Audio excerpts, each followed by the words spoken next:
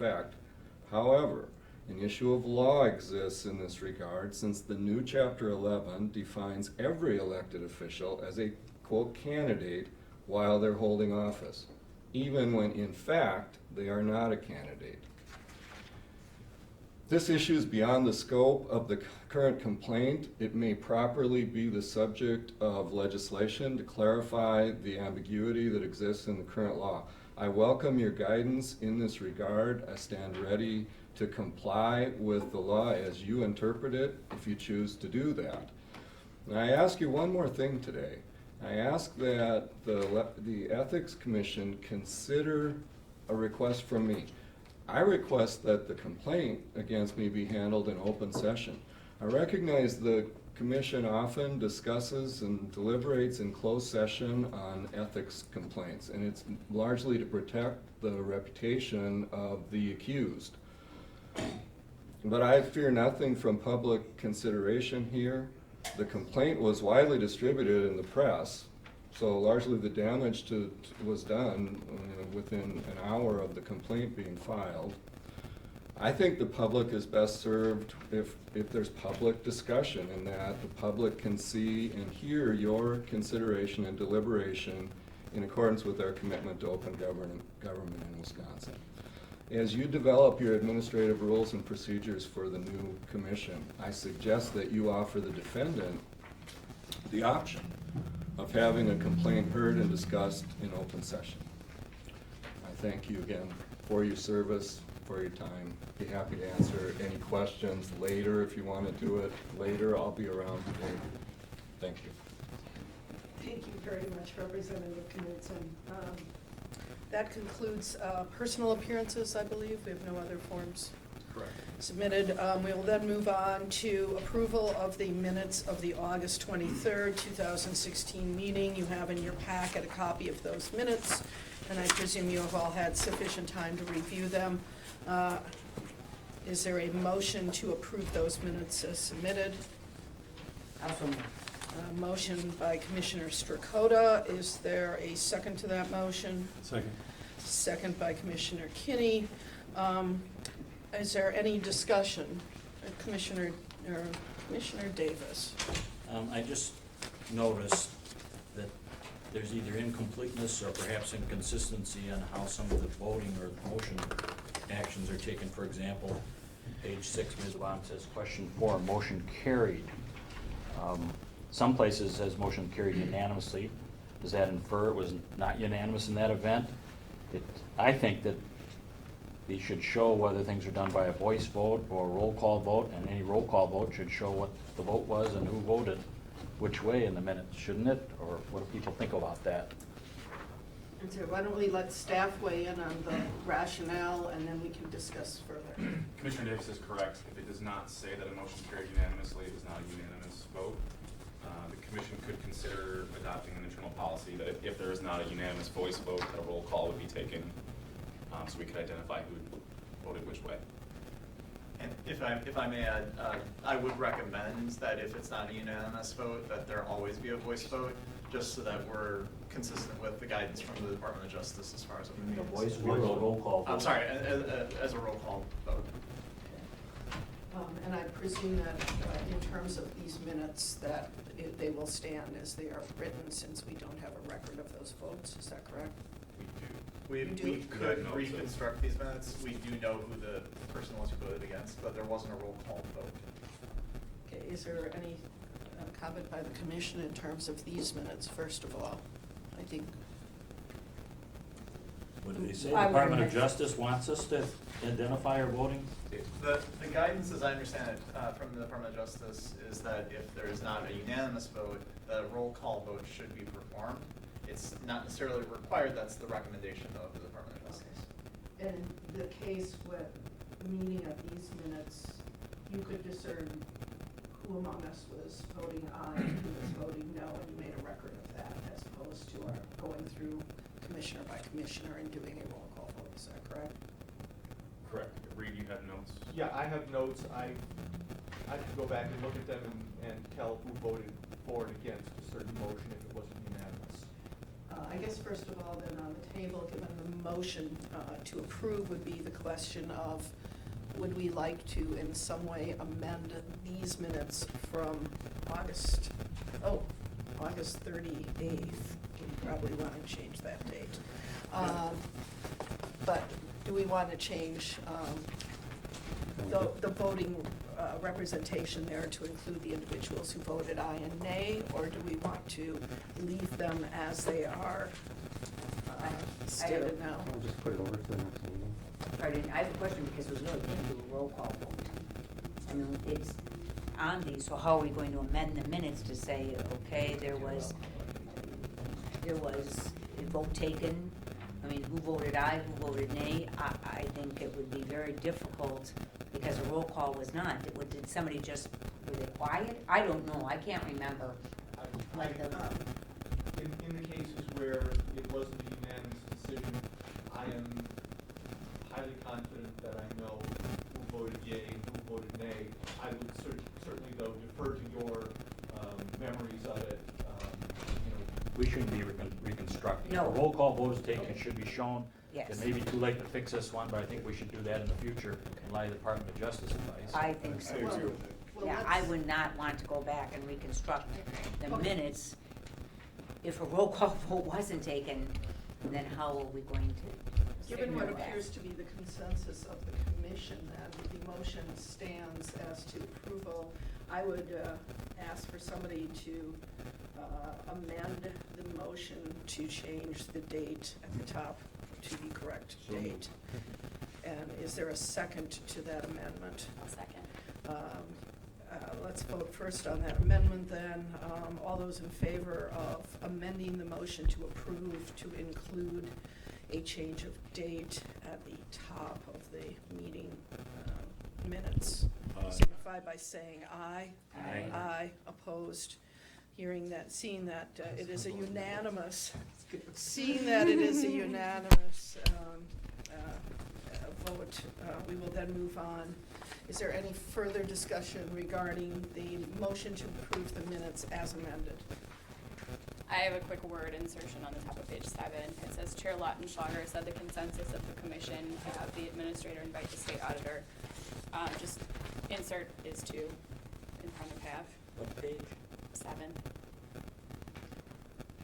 I'm sorry, can you say it again? Oh. Mhm. And Oh, page 7 and. It's would be the line second, 3 on the yeah, page, line 3. correct? Said the consensus of the commission. yeah. Is to So it's have. the third line on that page, the second line in that paragraph, Is to have. is to have. It's page 5 in the minutes, 7 on the overall. Sorry, Right. 7 on the Okay. agenda. Sorry, guys. Is to have the administrator invited. Yeah. Yes. Okay, I'll take that as a motion for an amendment. Is there a second to that motion for this amendment? Yes. Okay. The amendment is moved. The amendment is moved by Commissioner McCallum. It is seconded by Commissioner Kinney. Is there any discussion regarding that amendment? Hearing none, all those in favor signify by saying aye. Aye. Aye, opposed.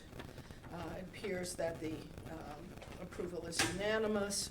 We would then go back to the original motion to, And Chairman, I still have another point I want to raise about that. okay, well then, It's page 6 of the minutes under section E. There is, in these minutes, does not disclose what the actual motion that was tabled was. There is a paragraph that begins, Commissioners discussed at length whether they should consider. I don't believe that that's a fair or accurate description of what the issue was before us, nor is it a direct quotation of the motion that was before us.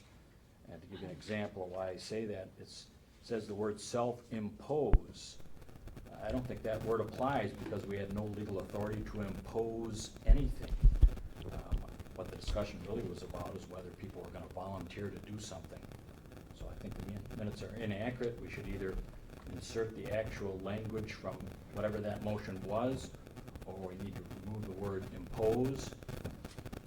And substitute words like voluntarily on an individual basis, but it's inaccurate. I'm sorry, Where are you? I'm looking at it. Page 6 of the minutes. Now, in the lower right-hand corner, it's gonna say 8, but that's a Okay. continuing number for our whole packet. Okay. Page got 6 it. is up in the upper left. It's under subsection E, Oh, we can- campaign got it. contribution by commissioners. There's two E's, there's Yeah. also an E. Let me ask this, there is reference to the discussion in the minutes as they are written. Was there a motion that was formally made regarding, this? Was there a motion that was formally made, which is a motion that Commissioner Davis is requesting to have included? Or was there not an official motion made? Was not an official motion made? I thought there was an official Yeah. motion made, How can you table a motion that had not been made? but I it, don't disagree with you, Commissioner. However, My recollection is that the motion was to table the item. Correct. yes, oh, Yeah. so the original motion was to table the item of discussion. yes, The whole, yeah. the whole yes. thing. Well, then somehow it still is an improper reference to what was discussed, in my opinion. So Perhaps you would like to maybe just say suggest, discussed at length and then cite the agenda item that we were discussing. and then you would add that Without the trying to- original motion was to table the or No, that's consideration. disclosed here. Yeah, that's what The it is. campaign contribution by Just- Oh, I see. commissioners Just is that what, staff has generated a one-sentence description of what they believe was discussed, and I don't believe the description is accurate. The easiest thing would be to go back and say, discuss item, whatever it was, Roman numeral 2, letter A, sub 2, or whatever, from that agenda for that meeting, so that the cross-reference is there. Okay, so you would delete, Everything after at length. at length. The other thing is I'm querulous. At length, who judges that? It's purely subjective whether we discuss something briefly or at length or somewhere in between. I think we should just delete This Commission discussed agenda items, that's what it should say in my opinion. Well, what's listed here is what we discussed, wasn't it? yeah. No, If you want to add the reference to the minutes, or the agenda item, I mean, that's perfectly fine, but what we discussed, that's what I recall we discussed. we did not, because this says self-imposed. Impose indicates some kind of authority, compulsion, requirement, and this commission has no ability to do that. Well, and you brought that up at the time, and at the time, we were discussing whether we should self-impose something, so we did discuss it. But we didn't have authority. Well, we can have that's discuss- another matter. I would like The minutes Judge don't- Kennedy to be Let's go banned one from at- parking let's in go- Madison. wait, let's That's go- ridiculous. Well, let's go Well- one at a time here, guys. Okay. Could this issue be resolved by the elimination of that sentence? Well, If I could. Commissioner Kinney. Madam Chair. like- Whether or not we have authority to do it isn't the question. The question is, what did we talk about? That's what the minutes are supposed to say, and that's what we talked about, what it says there. We talked about your desire Wait, to get okay, everyone to can- volunteer to do it. True. That's not an and I- imposition, that's voluntary. And that was your point at the time, and I completely agree with that. So, I mean, when we say self-imposed, that means Okay. voluntarily. That's the same thing. Impose does not mean voluntary. Well, but if you do it to yourself, then you're volunteering to Okay. impose You it were on trying to impose yourself. it on me. So it's a matter of semantics, and I Okay, don't let's- think we should My- discuss, My question is this, Commissioner Kinney, would you have alternative language to the phrase "to self-impose" that you think would be sufficient to describe the discussion that was had? And if you do have alternative language, we could then check with Commissioner Davis to see whether or not he agrees with that, or else we can have a motion as to eliminating this sentence totally, so. well, in the spirit of wanting to get beyond the approval of the minutes, we could certainly rewrite it to say whether we wanted to voluntarily restrict ourselves with respect to political contributions. I don't have any problem with that. It says the same thing. Yeah. I think it needs to say individually, because that still leaves it ambiguous with the idea that this body could have restricted any member. You can restrict yourself, but you can't restrict the rest of us. So when you say ourselves, that can be taken to apply to the commission as a whole. So, an individual member could restrict them, that individual member needs to be clarified somehow. So you're, What, so, I think the answer is to just go back and strike the sentence after discussed and insert the reference to the agenda item that we were discussing, because that's a broader coverage and doesn't suggest what this language suggests. Well, I don't have any objection to including the reference to the item on the agenda. And I don't have any objection to rewriting it to say, commissioners discussed at length, or commissioners discussed whether they should voluntarily restrict themselves with respect to political contributions. They can put in the word themselves individually to, If you want to put that in, that's fine too. so the Of course, language, you can always change your mind even about yourself later. I mean, there's all kinds of possibilities here, but why don't we just try to get by the minutes? Well, here's the problem. I didn't interpret that discussion in any way as like we would be voluntarily or self-imposing. It was that this commission we were voting on, all of us, on a policy, and that's why I moved to table it. And then Commissioner Davis pointed out that we didn't even have the legal authority for it, so I don't know that, in my recollection of the discussion, that we were talking about individually volunteering not to do it or self-imposing. It was this commission going to have this as a policy, and so I guess I don't agree with any of the suggestions, and I would just, I guess, either delete the sentence or we discussed at length, E on the agenda. I do believe that the minutes should reflect that there was a discussion on tabling the motion that was proposed, the campaign contributioners policy, on a policy that was proposed by campaign contributions by commissioners. I mean, that's what the minutes should reflect, because that's what we did. Yeah, that's that what, would be, that's but what I'm that saying. discussion would be item, whatever it was on the Exactly. agenda. So if we Yeah. were to say that the motion was to table the discussion of item such and such, and then we would say,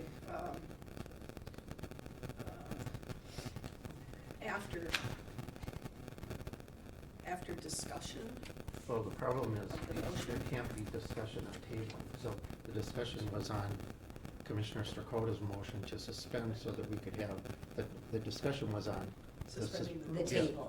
Right, That's what after it, the- right. that's under Right. Robert's rules. No, That's I what- think what you just said is what we're saying, is just the agenda item. Well, I think you could explain what the agenda item was in the minutes, unless you would just talk about campaign contributions, because you want the public to know what the discussion was about. It was on a policy, a proposed self-imposed or Right, but that's the- voluntary policy.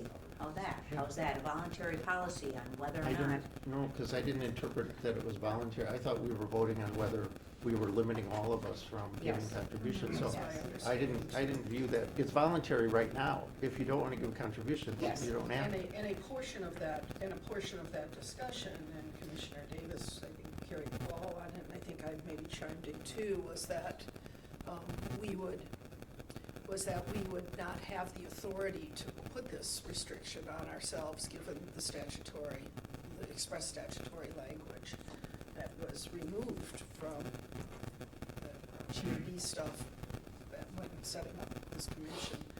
So I don't know that single sentence necessarily captures the extent of the discussion which took place after your motion.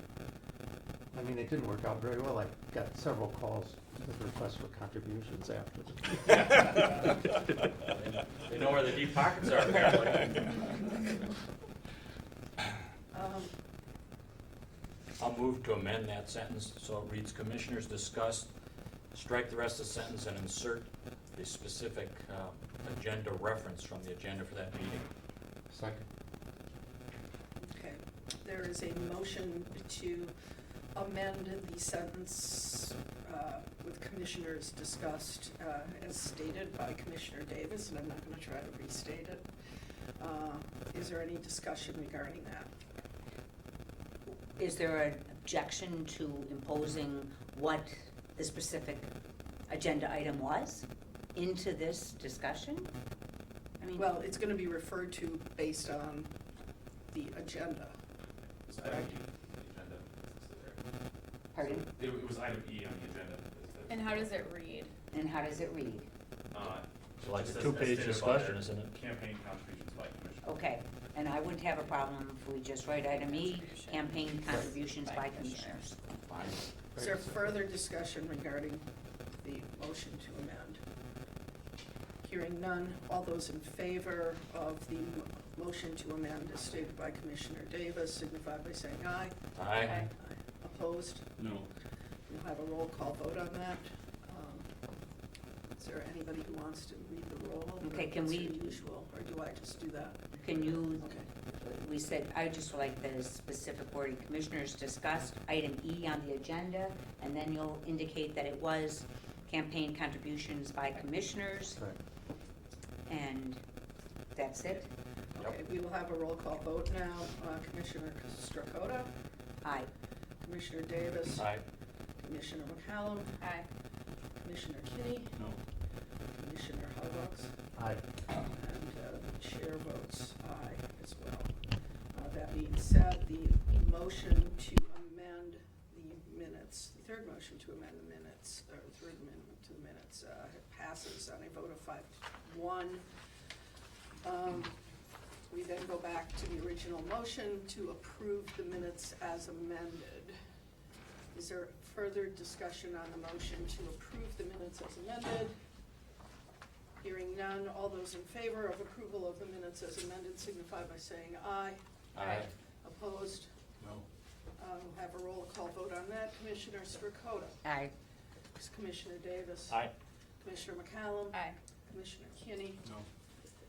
Commissioner Hellbrooks. Aye. And the chair votes aye.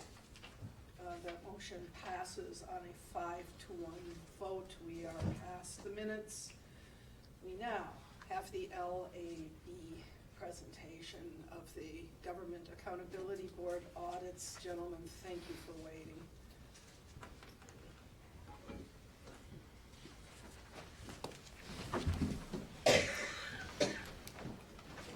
Good morning, Madam Chairman and Commission members. My name is Joe Chrisman. I'm the State Auditor and Director of the Nonpartisan Legislative Audit Bureau. Our pleasure to be with you today. My understanding is that you have some questions you'd like to discuss with us with respect to two Audit Bureau reports. This is Report 1414 from December of 2014 on the Government Accountability Board, and Report 15-13 issued in August of 2015 on complaints considered by the Government Accountability Board. I'm joined today by Dean Swenson, Performance Evaluation Director. Dean led the teams on both of those reports and joins me today to respond to your questions.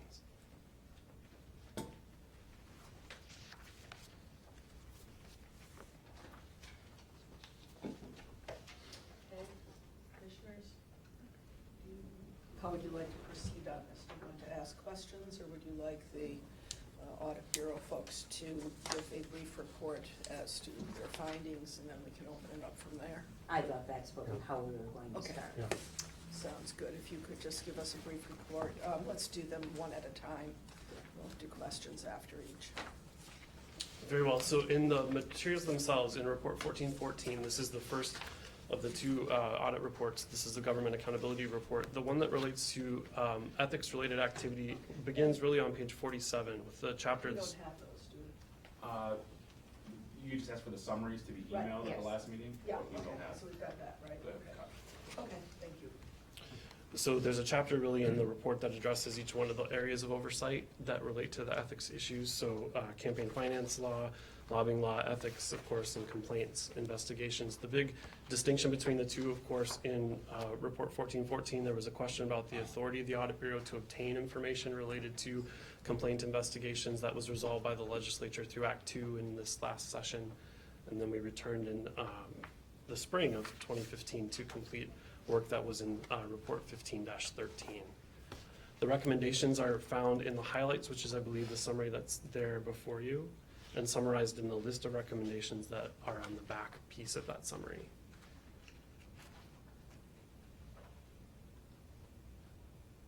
Is there anybody who has questions regarding that? I believe Commissioner Stakota, something originally.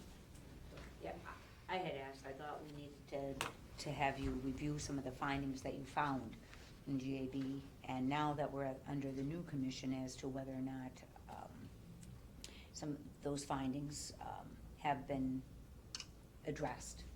I see. Thank you, Commissioner, for the question. Maybe I'll speak just a little bit about the process overall. So at the point that Report 1414 was issued, there were a number of recommendations that were included in it. The GAB General Counsel at that point responded to the audit itself, and that's published as part of Report 1414.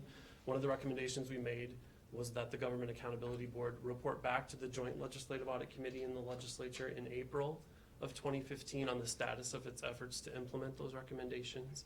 It did do so. The committee did receive that report.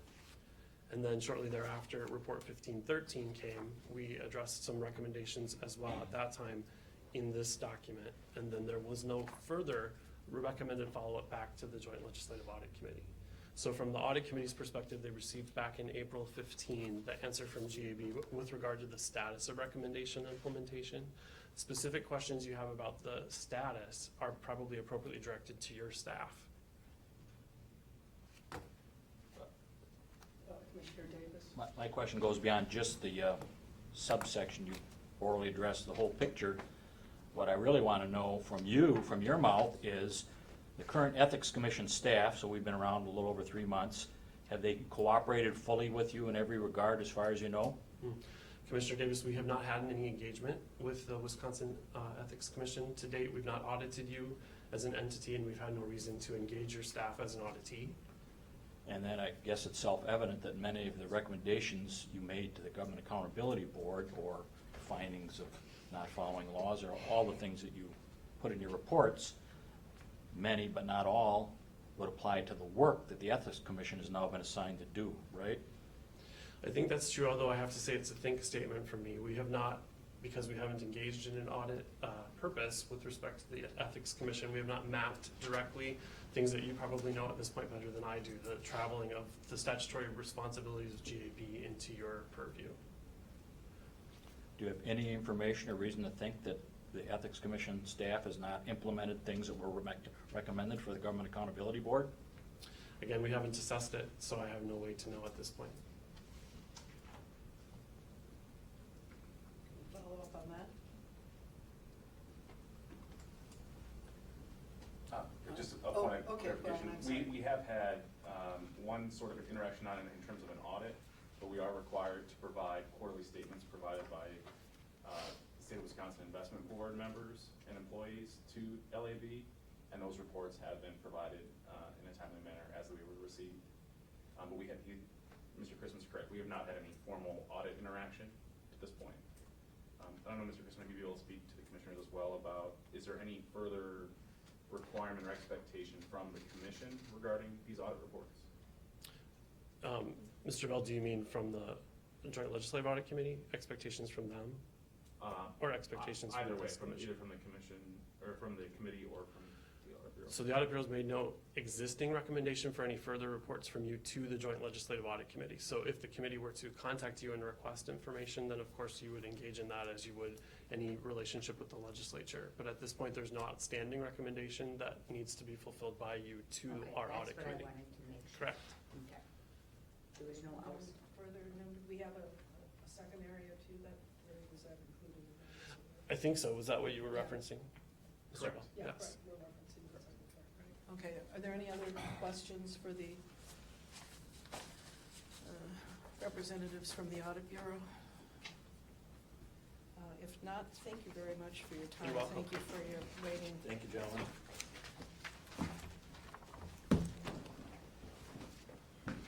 Mr. Bell. And we then go on to item F, settlement schedules review. Good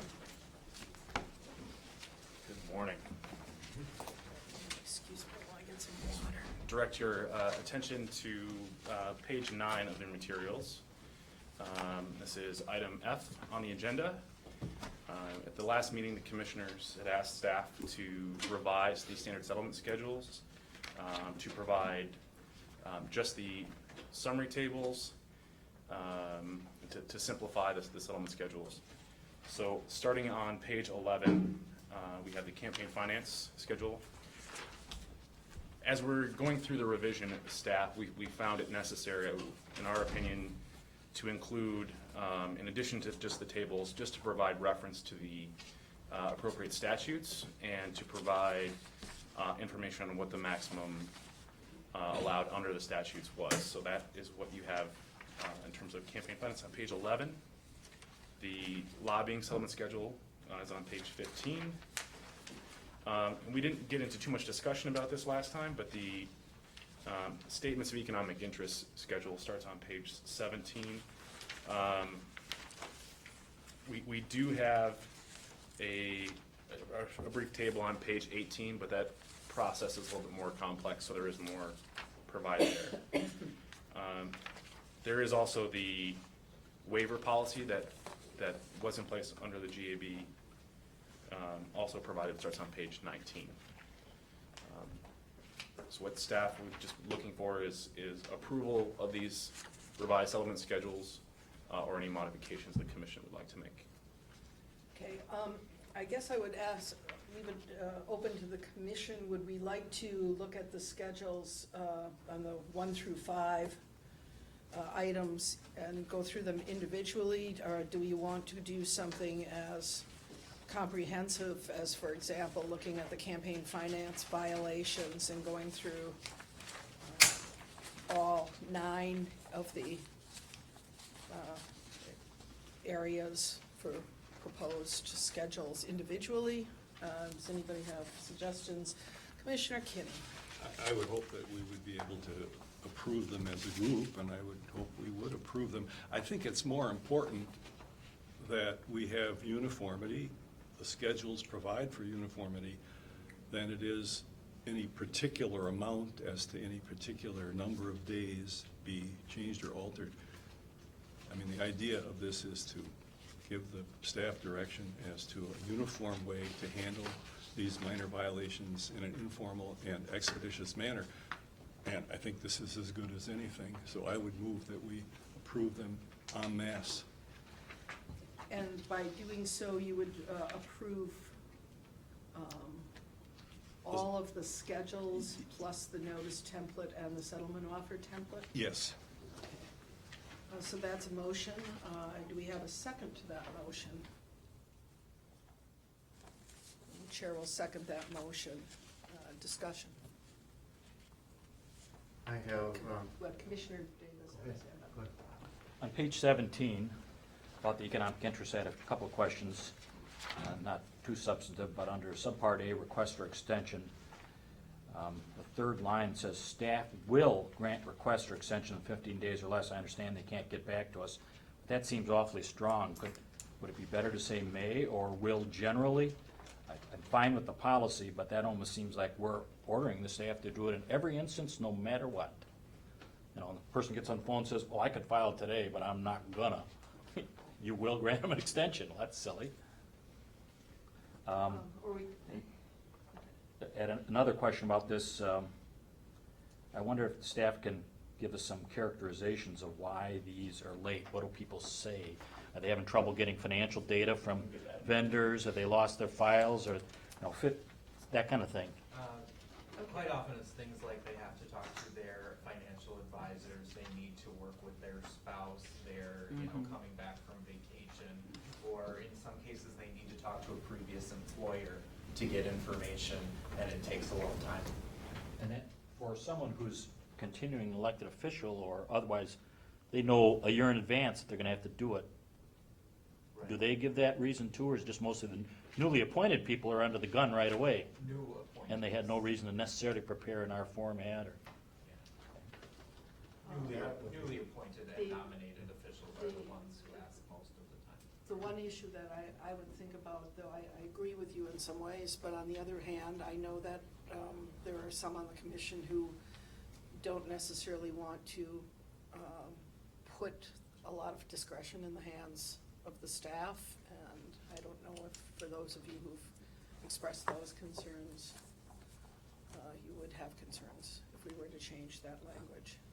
Another question I had for staff, has there ever been any practice, so they say, I need to get hold of a former employer, I mean, why don't we say, or allow, or in some way, well, file it as a draft or incomplete, and then you can amend it later, so we have 90%, 80%, 95% of the data on file on time, and then they just file an amendment or an amended when they get that additional data. Wouldn't that meet the public disclosure desire for this to a very substantial extent? We don't generally do that for extensions.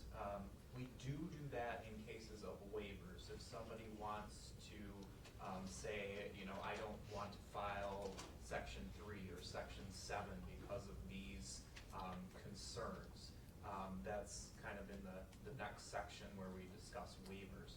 And so we do say at that point, okay, it may be months before this is resolved, so please file everything else but the section you're requesting waiver on.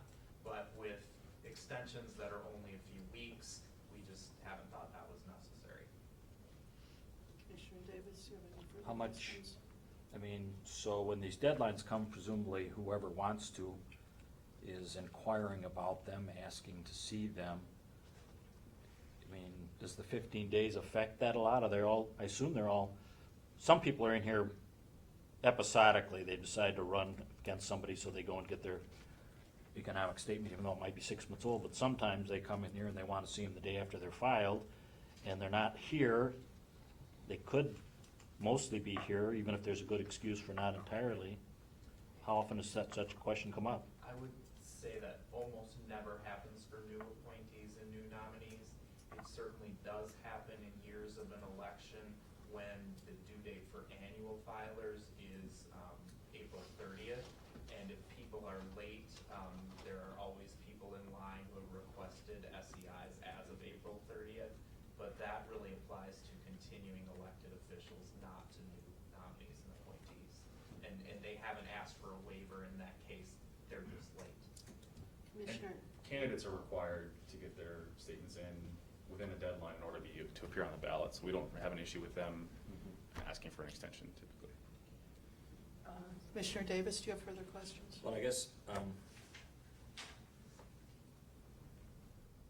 like to hear staff's opinion, but I feel like I want to propose that we should encourage people, if they can't get it complete on time, that they file what they can, designated a draft or however you think would be best in order to get more information in here in a timely fashion. If the main problem for delay is some portion of their data is not available, I understand that, and we should try and help accommodate that, but we ought to get the rest of it in here if we can get it. Commissioner Halbrooks, you had a question? Or I- not? I thought you did. I Okay, do. Commissioner Sokota, I was gonna say, I think this is, from having had to do this quite a bit, I think it is, a fine policy, the way that it's written. It doesn't happen that often that people ask for the extensions. I think it has happened. Some people have extensive holdings, and it takes a long time to get those together. Even when you are reapplying, you have to have it by, I guess, your holdings by a certain date that you have to get. And I don't have a problem, with the 2 weeks, rather than having the staff have partial, then not partial. I think that would lead to a lot more confusion. I think if we give them the 15 days, that would be, I think, the way to do it, because it doesn't happen that often, at least what you're telling us. It doesn't happen that often.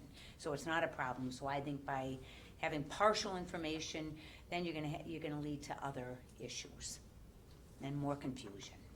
This essentially operates as a built-in grace period that we can Yes. provide for those who, there's no Yes. urgency of them getting on the ballot. Mm-hmm. Okay, Commissioner Kinney? I agree with all of what Pat said, and Brian as well. I think it's reasonable for the agency to treat these as kind of a no harm, no foul deal if it's filed within 15 days of the due date.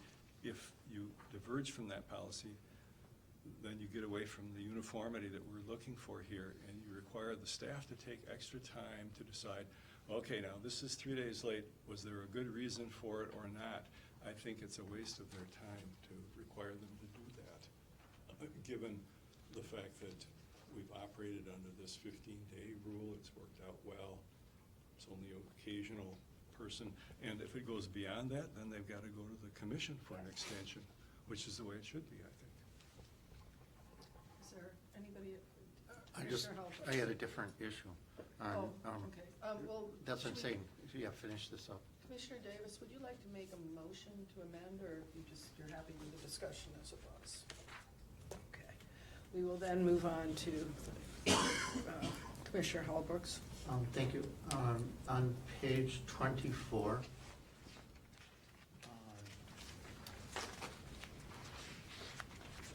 the sentence in caps, it says, "Do not submit any payment at this time. Please wait to receive a settlement offer from the commission." I would like to move to amend that to wait for a decision from the commission. I don't want to build in that we're going to have a settlement offer. Regardless, we might not proceed on it. So what I'm trying to get to is an idea where, we maintain the idea of the due process, that the commission will decide whether to make a settlement offer or not. And so I don't want to build into the language that we are going to make a settlement offer. Just say, please wait for action by the commission, something along that lines. Is there a second to that motion? Yes. Second by Davis. Commissioner Kinney has a comment? Well, I mean, there are basically 3 options given in this letter. The first bullet point is if you wish to appear by phone, et cetera. Second option is if you wish to respond in writing, blah, blah, blah. And then the third is if you do not wish to dispute this matter, please contact our office in writing confirming this, and that you do not dispute the recommended settlement amount. So, and then it says, don't submit that in writing yet. All right, I mean, don't send your check yet until you get it formally. So I think it's all covered there, David. I mean, No, there I are don't- various options yeah. and stuff. And this obviously contemplates it seems to me that, and maybe it's organizationally not quite correct. Maybe this bold-faced part needs to be clearly placed under the third bullet point. But other than that, I don't see any problem with it. This is where somebody is opting for the settlement amount that's been referred to in the letter. But they and the staff don't have the right to bind us, that's all the Right. motion would clarify. Yeah. Yeah, all I'm suggesting is. 99% of the time it's gonna go down that way, but we're the decision makers, not the staff, on this issue. Okay, And so the recommended, just to clarify, because in bullet point 3, the staff is recommending a settlement amount. Yeah. But there is not a settlement offer until after we take the matter up. So we may decide not to make a settlement offer, we may decide that, we're gonna drop it. So all I wanna say is, instead of don't send money, just wait until the commission takes action before submitting payment. But that is definitely, in terms of that bold sentence, it does fit with the third bullet point as opposed to the other 2. right. Brian? So I can just explain a little bit about what staff thinking was on this. I think Commissioner Davis addressed this pretty well, is that while we think that the vast majority of these are going to be handled with the settlement schedule, there may be cases where where the commission decides to deviate in either direction. So what we were trying to avoid was if the standard settlement is $100, but the commission decides they only want $50 because of a mitigating circumstance, or the other way, we won't want to have to get into a position where we're trying to refund partial payments or having to follow up with a second payment. We use the word settlement offer there intentionally as a trigger for them to know, don't do anything until you get this, you see this thing that says settlement offer. But I think a decision from the commission would be I think it would still be clear. Clear, yeah. That you're waiting I for guess, an I action. guess I'm a little confused though, because you talk about the recommended settlement amount, but then you talk about the settlement offer, and it's sort of like, well, then what's the recommended settlement amount doing out there? One thought I would have would be to say, do not submit any payment at this time, please wait for final action of the commission Right. before Yes. submitting payment? Yeah. Would that Mhm. make it a little, because Quick. otherwise. Don't even wanna say before submitting payment, because that implies that it's a done deal. But for final action from, that's exactly right. Final action from the commission?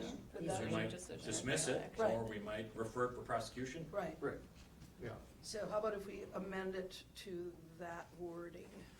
That's fine. Is everybody comfortable with that? Mhm. That's what I want, yes. Sure. So do we have a motion on the table? We do. Yes, there was a motion. Commissioner Halbrook's made a motion, I second it. But now it's been. That's an amendment to language, Okay. which is to approve Right, everything in a right. minute. So I would move, or do you want to just withdraw your motion? Sure, and- yeah, let's just withdraw it and do the Okay. language now. So the motion is withdrawn.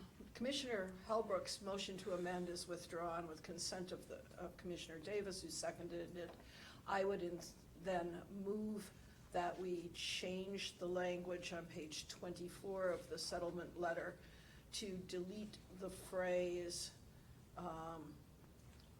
to receive a settlement offer to, for final action. By the commission. So it would be Right. from the commission, right. That's in there, yeah. Second, So, is there a second to that? yeah, second. All those in favor of the motion to amend signify by saying aye. Aye. Are those opposed? Motion carries unanimously. We then go back to Commissioner Kinney's motion as amended. Commissioner Davis. Another question, page 18, it's talking about the schedule of penalties at the bottom on that little table. The third one says, other official over 16 days or more late, $100 plus $100 every 15 days. I assume that means additional 15 days. And then under that it says, other official 30 days compensation temporarily withheld. I felt that was kind of ambiguous as to whether third and fourth both apply. They need to. Otherwise, if I'm an official and I'm 16 days late, I might say, oh, well, I'll wait another 14 days, and then when they start to withhold my compensation, then I'll comply, and I'll never have to pay the $100 for the 15 days, and the second 15 days, and the So third the 15 third and days. the fourth Yeah. overlap, Yeah, they would. so you want to make it clear that even if the fourth one comes into play, the third one still applies, don't you? Or unless people think it already is clear. I don't know if that's addressed in the paragraph or immediately above. We try to clarify there.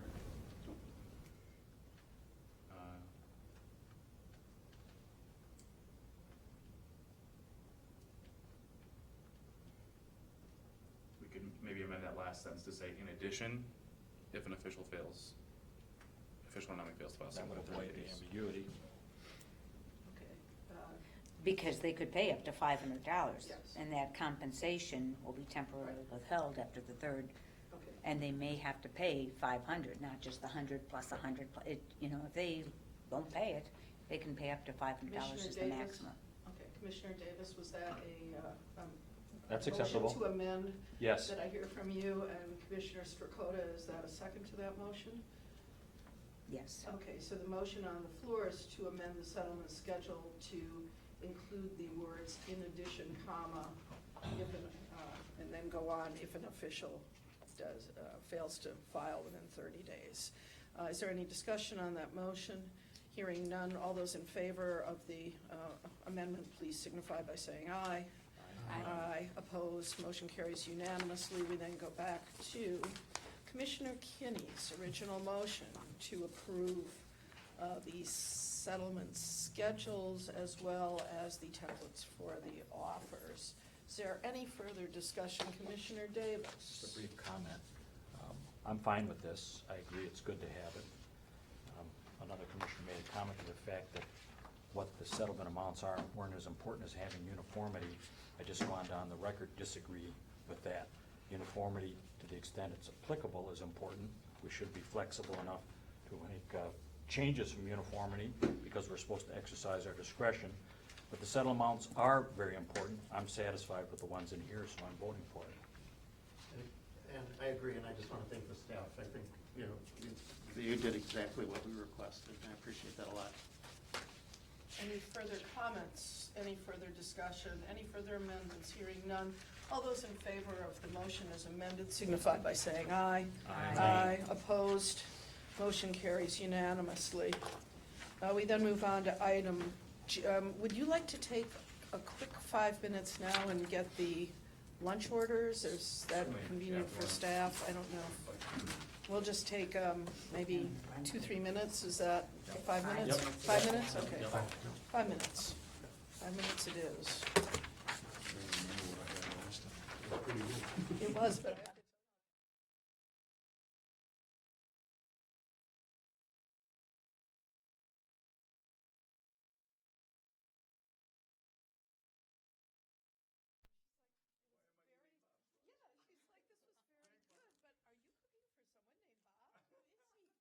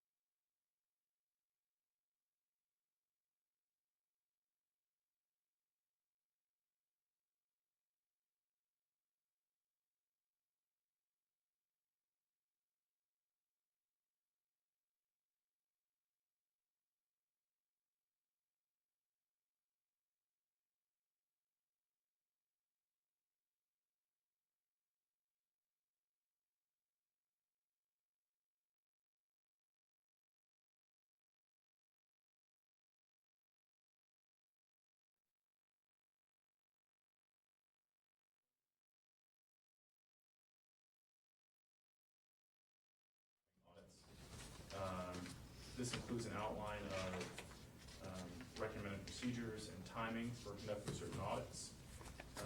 Staff have provided a description of the timing and why the recommended timing is proposed. Some of the information needed to conduct certain audits prohibits us from conducting at certain times. That's outlined in the materials. One of our responsibilities under the statutes is to come up with standard policies and procedures, so we want to present this to the commission for approval to be included. Again, the commission could either take these up individually or deal with them together.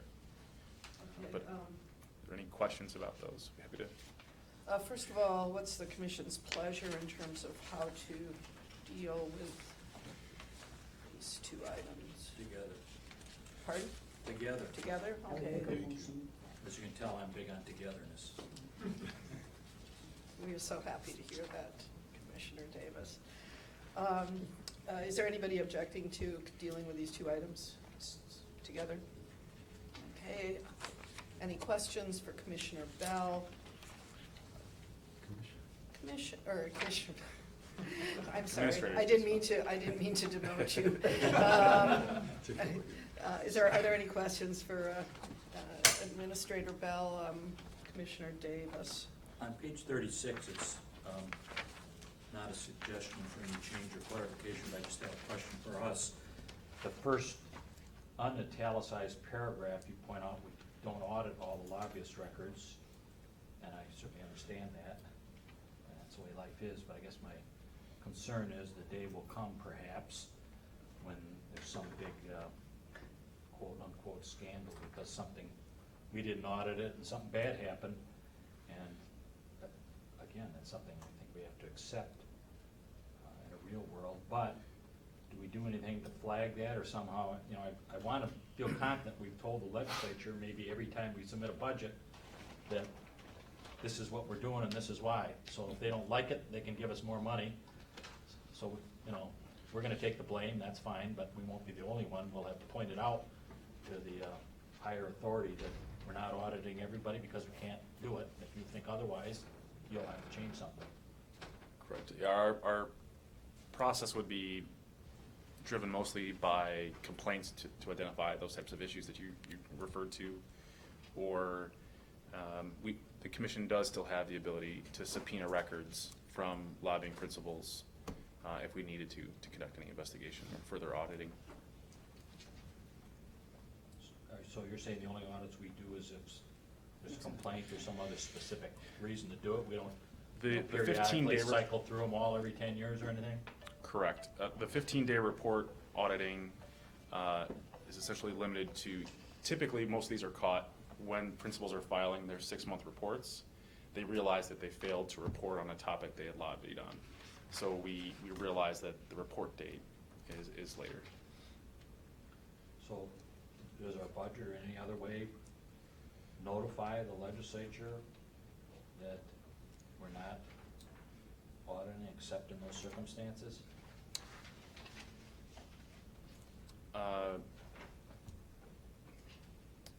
We could look into what it would cost to audit, develop a cost of auditing a principal, with the range. Much of it, though, depends on that first communication effort. And that might be difficult to discern even by looking at their paper records. Are there any further questions of Administrator Bell? We could entertain a motion to approve the two schedules under auditing schedule item G. Is there a motion to approve the schedules? So moved. Motion made by Commissioner Kinney. Is there a second to that motion? Second by Commissioner Stricoda. Is there any further discussion or questions of Administrator Bell regarding the two proposals that are subject to this motion? Hearing none, all those in favor signify by saying aye. Aye. Opposed? And hearing no nays is confirmed unanimously. We then move on to administrative rules update, item H. So invite David Berger to come up. David Berger, staff counsel, will be coming up. And would you like to first give a report? My report, first, good morning. My report is brief, simply to say that both of the administrative rules 6 and 21 that were carried over from the Government Accountability Board and then split and then duplicated across, we had just barely missed our deadline to act on that at the last meeting, so this is now several weeks later. We can now proceed with it and actually draft those rules with the Commission's consent. And then Chapter 26 is the new rule from the last meeting that staff was directed to start the promulgation process for that. So that's the scope statement that starts on page 46 of your materials. And so that's new material. If you have any questions about that, I'd be happy to answer it. First of all, do we want to deal with or all three of the chapters simultaneously, or do you wish to have things voted on separately? Entertain a motion to approve, is that what you need here, I assume? Approve those changes that are proposed for chapter 621 and 26. Is there a So moved. motion by Commissioner Kinney, is there a second? Second. Second by Commissioner Halbrooks, is there any discussion? Commissioner Davis. The motion was phrased as to approve. All we're doing is telling staff to go forward with the formal draftsmanship. It's gonna come back here to be amended, approved, or rejected, isn't it? If I may, there's no language that's being approved at this meeting. Okay. So 6 and 21, you're telling us to start that drafting process, and then for chapter 26, you're approving that statement of scope to be sent to the governor's office. Okay, That's how I mean my motion. okay, and is that what is meant by the second? Yes. So this is a friendly amendment to the motion. Okay. Anybody else with questions, discussions? Beat the dead horse after last month's meeting. Okay, hearing no further discussion, all those in favor of moving forward with ethics, chapters 6 and 21, and sending chapter 26 for approval to the governor's office, signify by saying aye. Aye. Opposed? Hearing no objection, the motion carries unanimously. We then move on to the complaint process and procedures.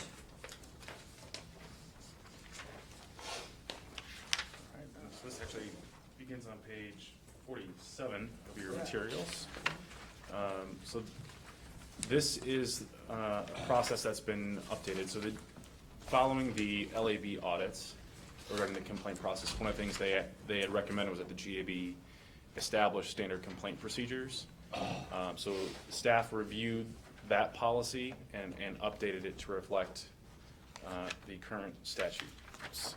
And then we also created the workflow spreadsheet that outlines how the process works, kind of a visual diagram of the process.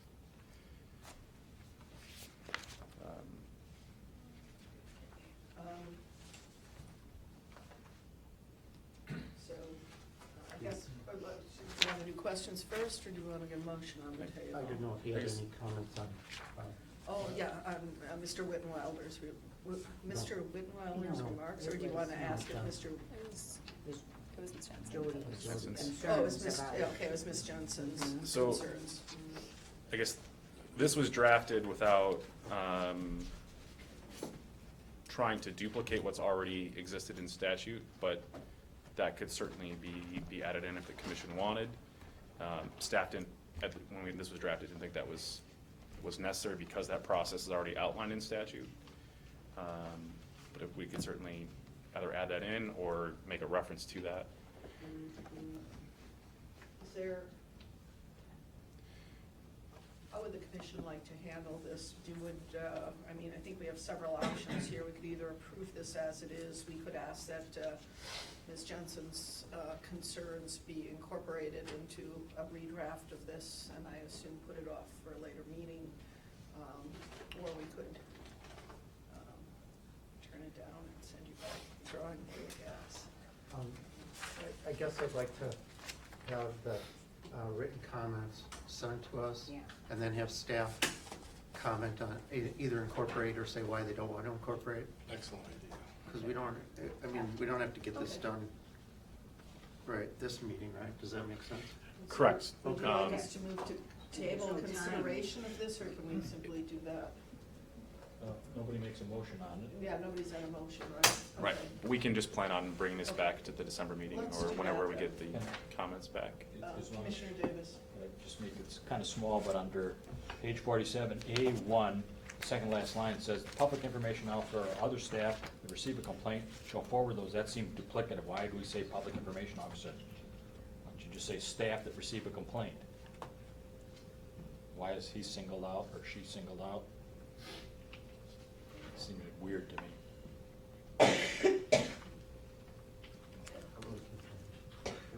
Unless there's something I don't know I about. think it that- was originally the public information officer, but given that we have a divided public information officer, other staff was added in, would be my guess. Mhm. So now we should just say staff Is that that- receive a complaint shall Yeah, forward. yeah. Okay. But I don't wanna oppose that, because I think that's fine, just, as context, the reason that public information officer was in there is that complaints that came through the website typically went to the public information officer. Ah. So it was another common source of complaints. Okay. So, you can take note of that suggested change for our next consideration of this. I'm just thinking, do we have a public information officer or is he? We do not within our commission staff, Well, that's what I was, yeah. but we do rely somewhat on Reed services for. Right, so certain he's not. activities. Fair enough. I think staff was the best way to deal with Okay. it. We can make that. And then, I'll also just officially alert Ms. Jensen, who's still in the room, that any comments you have that you could put in writing as expeditiously as possible would be grateful for that. I'm sure staff would too. Okay, so then we move on. Anybody else have anything on the complaint process and procedures? And nothing further, we'll move on to advisory opinion review. Alright, so this begins on page 53 of the materials, just a clarification, the introductory paragraph. There are just part 1 and 2, there is no part 3. Sorry, I apologize for that oversight. We combine these into just the 2 sections. So first, I guess to address some of the comments that were made in public testimony,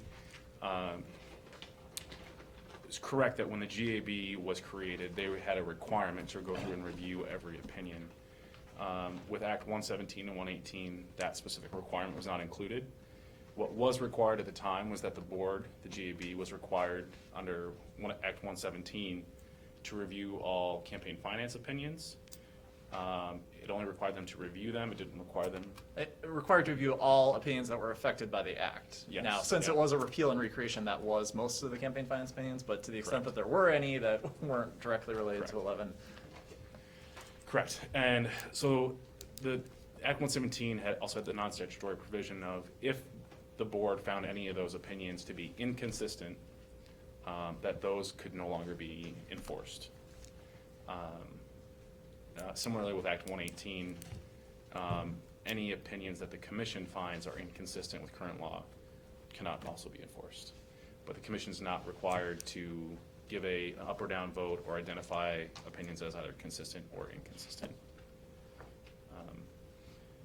So the materials that start on page 53, part 1, at the commission's request, brings back those opinions that the GAB had previously identified as partially inconsistent that the commissioner is asked to review.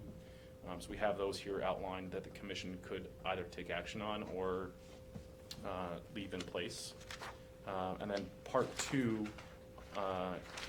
which begins, here, It was 56. page 56, bottom of page 56, are the lobbying-related opinions that have campaign finance implications that the GAB had not yet reviewed. And so with the part 2 opinions, you'll see that there is a staff opinion on each of these, whether they are consistent or inconsistent, as opposed to the Part 1 opinions, which were initially determined to be partially inconsistent, but we're not making any recommendation on those at this time. As you can see on the recommendations, or the options on page 56, we're simply laying out that you can treat them as inconsistent, you can address them individually, or make some other determination as to their status. What is the pleasure of the commission in terms of how we deal with these? Commissioner King? Well, on this page 56, option 1 says the commission finds that all of the above, one of the options for us is that we find that all of the above are inconsistent with current law, but will continue consistent with current practice to make the opinions available to the public with a designation of inconsistent and a disclaimer as to legal effect of the opinion. I guess I don't like the way that's worded. I mean, of the 3 options, that comes closest to what I would suggest that we do. To me, we should say something like, we're withdrawing all of these because they're no longer good law. Now, they are always, that doesn't mean we hit delete. They are always available historically, and it's also possible, I don't know how likely this would ever occur, but it's possible that there could be some older violation that would have been governed by the older law. Like, I'm a referee for the Office of Lawyer Regulation, and of course, they amend the Supreme Court rules with respect to attorney discipline with some frequency, and so we're always operating under, well, let's see, this conduct was committed under this old version, and we always have to be very conscious of that. How frequently that occurs here, I don't know, but the principle would be the same, which is that it's out there, it's no longer good law, but it may govern something that happened in the past. So that's the option that I would prefer, that we withdraw them. Why would we withdraw them if it applies to the past? Well, when we say we withdraw them prospectively, that's what I mean, I guess. In other words, we're saying it's no longer good law, and it was at one time, and it can be consulted for purposes of looking at conduct that occurred back then, for example. I think what staff was thinking with the designation of inconsistent is that it's inconsistent with Act 117. So I think the implication is that Right. it's prospective because of the effective date of the act, but we could Right. always make that more explicit as well. And I guess this also kind of gets to the question of whether we should, like you said, continue to make these public because they represent what the logic and decision-making was at the time. Yeah. If there's still I don't think we some should value in erase that. the history. No, and I also want to give people, if you're doing your research, you look at the law, then you look at the opinion, and then you see our disclaimer, now you have a reason to make a request. You have a basis to make the request for the new opinion, because otherwise you don't even know there ever was an opinion. So I don't want to withdraw them, I just want to say, this is inconsistent with current law. And it's, until we get a new request. Commissioner Davis. To me, the reason, and we're gonna get into semantics or different choices, but the reason they have them around in any way associated with us, these are the government accountability and other opinions, they're not ours. So I would think unless we say they're ours in some way, we can ignore them. But in any event, the reason to keep them is to provide guidance to people as to what sometimes somebody thought the law was, and that can be useful. But it's also, in this context, historical and not binding in any way. Not that opinions are ever binding, but we can readily say to people, well, we don't like that, and we're not gonna pay any attention because it wasn't ours. But then I hear Mr. is it Wittenweier say that he's telling his clients they can't rely on any of them. If they want to rely, they should ask us anyways, which suggests to me that maybe we should in some way act so that we don't endorse or tell anybody we're going to follow any of this necessarily, that we're ab initio, clean slate. There it is, it's out there, and on our site, I don't know why, the only reference on our site would be to cross-reference saying there's predecessor agencies that did this stuff, we didn't do it. And somehow, if you want, call it our disclaimer is, we're not obligated to follow any of them. We know a number of them are violate constitutional law, a number of them violate statutory law. We weren't involved in them.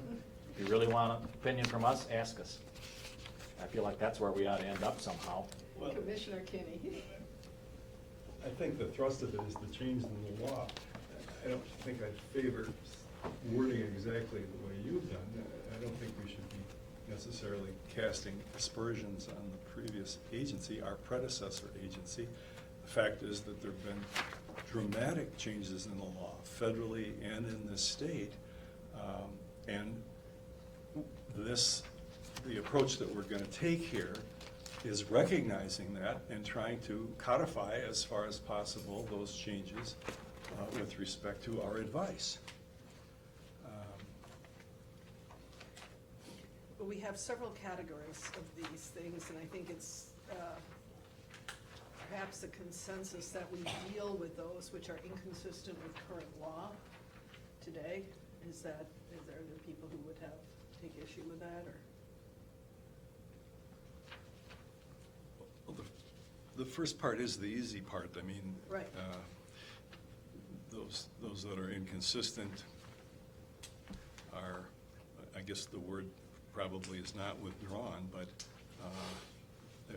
we're certainly not placing our stamp of approval on anymore, and they don't have prospective. They can't be relied upon prospectively. Right, I think we should say, we should put the disclaimer on that the commission has determined that this opinion is inconsistent with current law. Please consult the commission if you have questions. Well, please consult the new law. Well, yeah, That's the but first that's- thing. But when you're doing your research, you look at the law, then you look at the opinions, and then you go, now what? And then you write to us. You make something up. Yeah. Where does that leave the other ones that the staff did not lay anything in front of us? I mean, Oh, if we act on some to say they're inconsistent, are we implicitly saying the rest of these are enforced? No, we'll get to that. I mean, as Commissioner, the first, part one is the easy part, as far as I'm concerned, because we don't have there's no issue that any of those are consistent. So we can label those right now, but then we're gonna have to have a discussion about the part two and the opinions that weren't included in this proposal. Okay, Attorney Berger. We have already advised Ms. Jensen on this as well, but that the opinions that were considered by the Government Accountability Board at their prior meetings in April, because there was no formal action, those opinions will need to be brought back to this commission for formal action, and that would be at most likely December's meeting. Wait, I'm sorry, what? Those are pending requests in effect? No, not pending requests. The prior opinions that were considered by the Government Accountability Board that were determined, well, they weren't determined. There was no final action taken on them, but staff recommendation was that they were consistent with Act 117. Those opinions still need to be brought back to this commission because no formal action was taken by the Government Accountability Board on those opinions. So we have a number of opinions that were categorized by staff, GAB staff, as to consistent, partially consistent, inconsistent, which we saw earlier, but no action was taken on those, so we will need to take action on those. Well, that gets to the underlying question here. Yeah. Do we need to take action? Maybe I'm kind of feeling like we shouldn't take action on it. They may be consistent, but, I don't want to be responsible for them, I guess is what I'm saying. They're out there.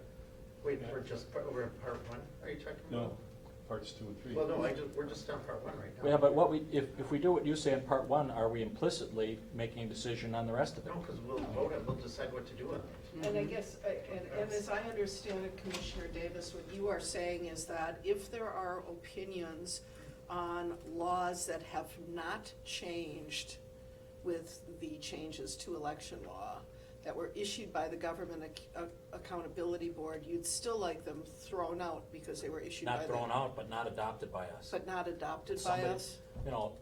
Analogizing to the legal system, I mean, the Supreme Court might overturn, say something 20 years ago, we don't follow that anymore. But they're unlikely, and maybe never are they gonna say, but we're hereby reaffirming all Supreme Court decisions back to the beginning of history. They just don't speak to that issue. Right, no, They no. wait for a case or a reason to consider it, then they analyze. Yeah, What you're asking us to do kind of is, without really analyzing anything, rubber stamp everything that's out there. No. I don't like Okay, that feeling. okay, wait. Sorry. Okay, we will go with Commissioner Halbrooks and then Commissioner Kinney after this. No, I think that's why we have to deal with those separately, because I don't think, we don't have a responsibility or a requirement to analyze those opinions. They just carried over. The ones that are consistent, what I want to do is have an opportunity for public comment on the ones that staff has identified as consistent, and any others that they have concerns about that might not be consistent that aren't included in the packet. I don't want to deal with the, I don't think we need to take any action on any opinion that staff thinks is consistent. But if there is a determination that it's inconsistent, I want to label them. So I want to quickly label part 1, and then for our next meeting, invite public comment, and then determine if any of the other consistent opinions in the packet, or any other opinions that weren't in the packet that somebody thinks are inconsistent, let staff analyze that, bring those to us in December. And then we don't, but I'm not suggesting, or I wouldn't be suggesting any action on the consistent opinions. We don't need to review those or stamp them. Only the ones that are inconsistent, I want to put a disclaimer on as soon as possible. Commissioner Kinney. Well, I don't know that I have a great deal more to add, except that I think that, consistent with what David has said, we need not, and in my opinion, we should not take any action on parts 2 and 3. Number one, there are additional opinions, as we've heard. We probably need to get a handle on those. And, I think in light of the comments that we heard, we probably need to go back to the drawing board and look at some of these. I agree with, I have trouble with Mr. W's whole name, and I apologize, sir. And that's one of the great things about it. If we had it in writing, his comments in writing, we'd have his name there too. But the point is simply that I think he made some very cogent remarks, and that we're a new agency. We have a brand new administrator. We have a brand new legal counsel, and of course, we're all, and I'm sure our guests are painfully aware of this when they watch these proceedings, but we are all babes in the woods compared to these people who have been specializing in this area of the law, looks like for decades. And that doesn't mean, of course, they're not interested.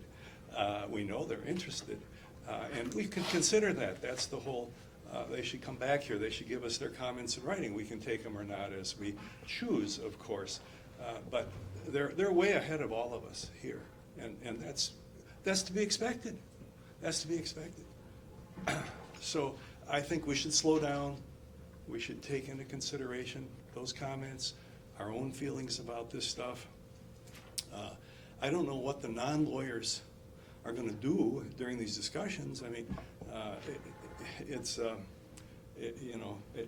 they're at a huge loss, and I guess all we can do is do our best to try to educate people with respect to things like the canons of construction and so forth, and why we're doing what we're going to do or proposing to do. It's a difficult area, there's no question about it, but there's no rush. And as Mac has suggested, until a specific fact situation comes up, we'd be better off leaving all this stuff alone, really, to the extent that there's any controversy about it. I mean, the last thing we want to do, it seems to me, is tell somebody they can rely upon something, and it ends up in the context of a dispute that we were wrong, our advice was wrong, and now we've provided somebody with a defense. We advised them. So we're better off, as Mac has suggested, slowing this down, taking no action on the other areas today beyond number 1, and coming back and looking at this, again, in light of written comments from the public. Let's start with this. Is there a consensus in the committee that we do not take up part 1 or part 2 today? Well, let's, in one do we, commission? is there a motion on the floor?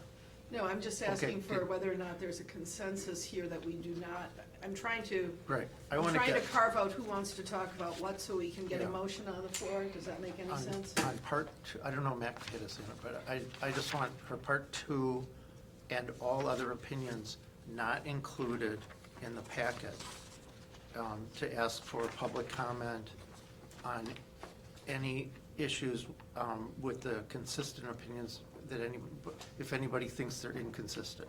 And then let staff review those and bring them back to us in December. But on part one, I want to proceed along the lines of option one. Yeah. But Matt, did you? But I just Okay. wanted to be sure, if we act on option one, that is, we say, this set of opinions are inconsistent, With current that law. no one will ever draw an inference that that meant, because we haven't found them inconsistent, the rest of them are fine. And that's the only concern I we have. can- No, we'll take care of those. Pending. Yeah, we'll deal with that. We made no decision. And then the other sub-question in that, under that motion, we're gonna have to decide is, if part of the opinion is inconsistent, do we try and redo it, or we just X the whole thing out? Yeah. Wait till somebody, I don't want to get into partially. And what words are we gonna say? Apparently withdraw No, is not the right word, we're just gonna No, say, I just like option one, I think the wording is. And that way, if somebody wants to get a new opinion on one of those, they write to us, and then we have a fact situation on which to analyze it. well, if the motion is the commission finds that above opinions are inconsistent with current law, period. Yes. We don't need the rest of that, I mean, But we'll we don't continue have the ability to consistent erase with- history and Right. wouldn't want to anyways. Okay. Okay. You want to move this? So why don't we make a motion regarding part one, option one, with the amendment? Do we have somebody who's willing, would like to make that motion that the commission finds that all of the above are inconsistent with current law, period? Sure. Okay, moved by Commissioner Davis, seconded by Commissioner Holbrook. I always do that. Anyway, is there further discussion regarding that motion regarding part one? I just want to be clear, when we're Xing out, but will continue consistent with current practice, I would ask the staff, why was that put in there? You know, I mean, if it's inconsistent, why would we be, We just certainly let wouldn't you know. be Yeah. destroying any records, but we would, whether or not we need to continue to make those publicly available on the website, or if we just archive these No. as no longer effective. No, publicly, yeah. So the intent was that we would still provide these to the public and make the public aware through the website that these were found inconsistent okay. and no longer in effect. Now that raises the question, what does our website say about other people's rules? I mean, we don't link our website to the state statutes in full, but we need to have some clear explanation that, you know, the Government Accountability Board, the State Ethics Board, and this, you know, these are their opinions, not ours, but we're the follow-on agency, so that people don't think they're ours. Well, they are, the consistent ones are ours, they became ours. Mhm. Opinions? Yeah. That's what I've been disputing all along. Oh, Is there a There's somebody statutory else's. requirement? no, they just became ours. That's why the GB had to, they had to review every opinion. They never, We're not the GAB. Right, and then we just they were absorbed directed them. by the legislature. Yeah, they just became ours. That's why we declare them inconsistent. So we're But they voting didn't on. take any action on those that were No, consistent. no, So the- they are ours until we say they are. Yeah, The distinction was the GAB was required to act on every single opinion. Yes. The commission was required to just simply review opinions and only take action on the ones that believed were inconsistent right. to no longer be in effect. So the second part of So the essentially, option- that the advice given in those opinions continues to be valid until the commission takes action or someone asks for a new opinion. Statutory? It was a non-statutory provision in Act 118. Oh, okay. But So the it's se- something that the legislature directed the commission and the GAB to do. Correct. Good. Dave, can you email me a copy of that non-statutory provision? The non-statutory, sure. But so the second part of the sentence is more like an action plan. Yes. That's, you're just gonna consistent, you're gonna leave it on the website with the disclaimer, so. Yep, we will get Okay. those. All right. Okay, we have a motion to follow the advice of the beginning sentence of option 1 for part 1. Is there further discussion regarding that? Hearing none, all those in favor of the motion signify by saying aye. Aye. Those opposed, the chair finds that the vote is unanimous, and we would then move on. Do we have any further motions regarding the review of advisory opinions, or do we simply want to direct staff to garner the other opinions as we discussed earlier? And If move I that could, to next I just meeting? want, it's Wittenweiler, and you did submit something in writing, and it was passed out to us 2 hours ago. I apologize. I'm sorry, go ahead. Okay, But, I think Mr. Wittenweller accepts your apology. but we, so, do we have a process where we can ask for public comment informal? What? I mean, without getting into any kind of trouble. So we would ask the regulated community, that all of these other opinions the staff is recommending are consistent with current law. Any objections or concerns, you have to get them to us by November, or whatever, so that you have time. The next meeting's December, right? Correct. And so I want you to have time to analyze those. Is there And then we'll anybody be- on the commission who has any other thoughts regarding that? Just, you know, and Dave, email, it's so easy, why don't we notify legislative service agencies, legislators' offices, somebody in the governor, or administration, anybody who might care about any of this. Right. Or the general public, I mean, and ask them if Yeah, they would, figure out some if they way to would, do it. you know, submit Right. something in writing, or else even appear at the next But that. commission. I mean, we have to give people an opportunity, Right, that's what I'm saying. yeah, to weigh in Yeah. on this, and I don't know if the GAB did, If what? if the GAB did. at any No, this is way. just, Yeah. this is just with regard to the Yep. change in the law, so I mean, you got a different job. I don't wanna go overboard, but you could even take some of the more recent opinions and email the people involved in those opinions to say, this is all back on the table again, if you wanna get your oar in. Yeah. So what I'm hearing is that the commissioner would like to have an agenda item at the next meeting to discuss, public comment received on any existing opinions. Yes, but it And would. to reach out, Yes, requesting staff that. to read, yep, And staff analysis of those concerns, Mhm. you might disagree. But, yeah, what I was trying to get to is having you have enough time to do the analysis of any comment.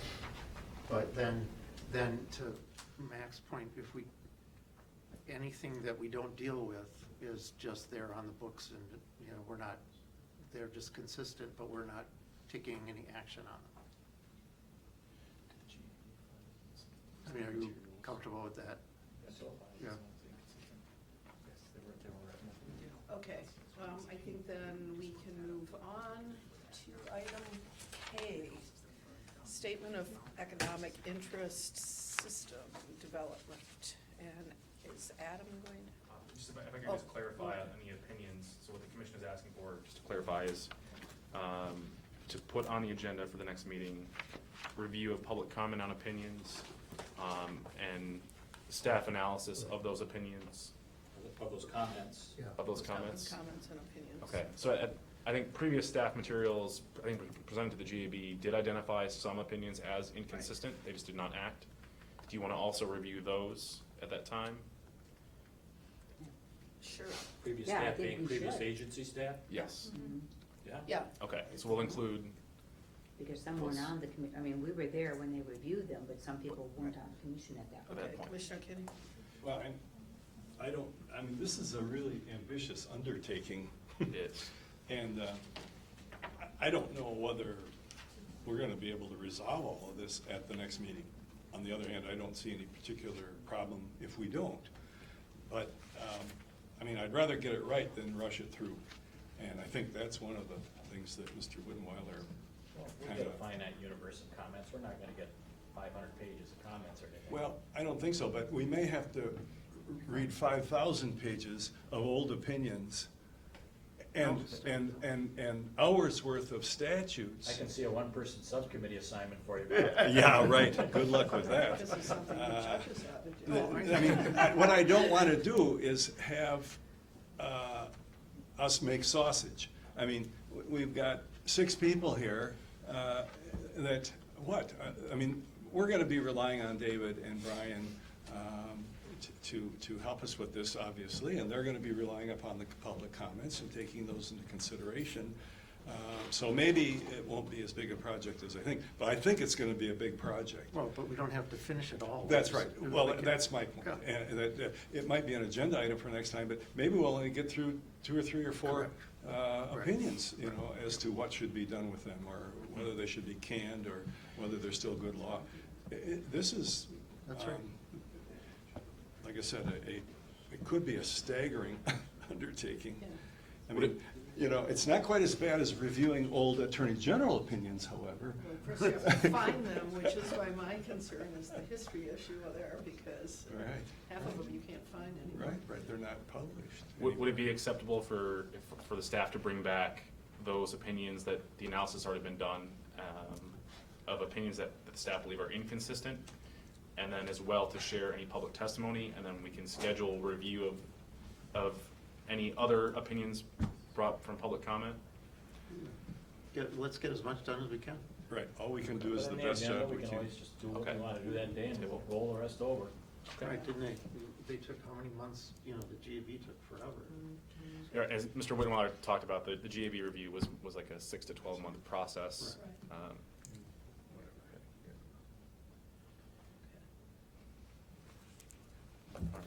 That being said, let's move on to item K, Statement of Economic Interest System Developments. And I believe is Adam joining us too?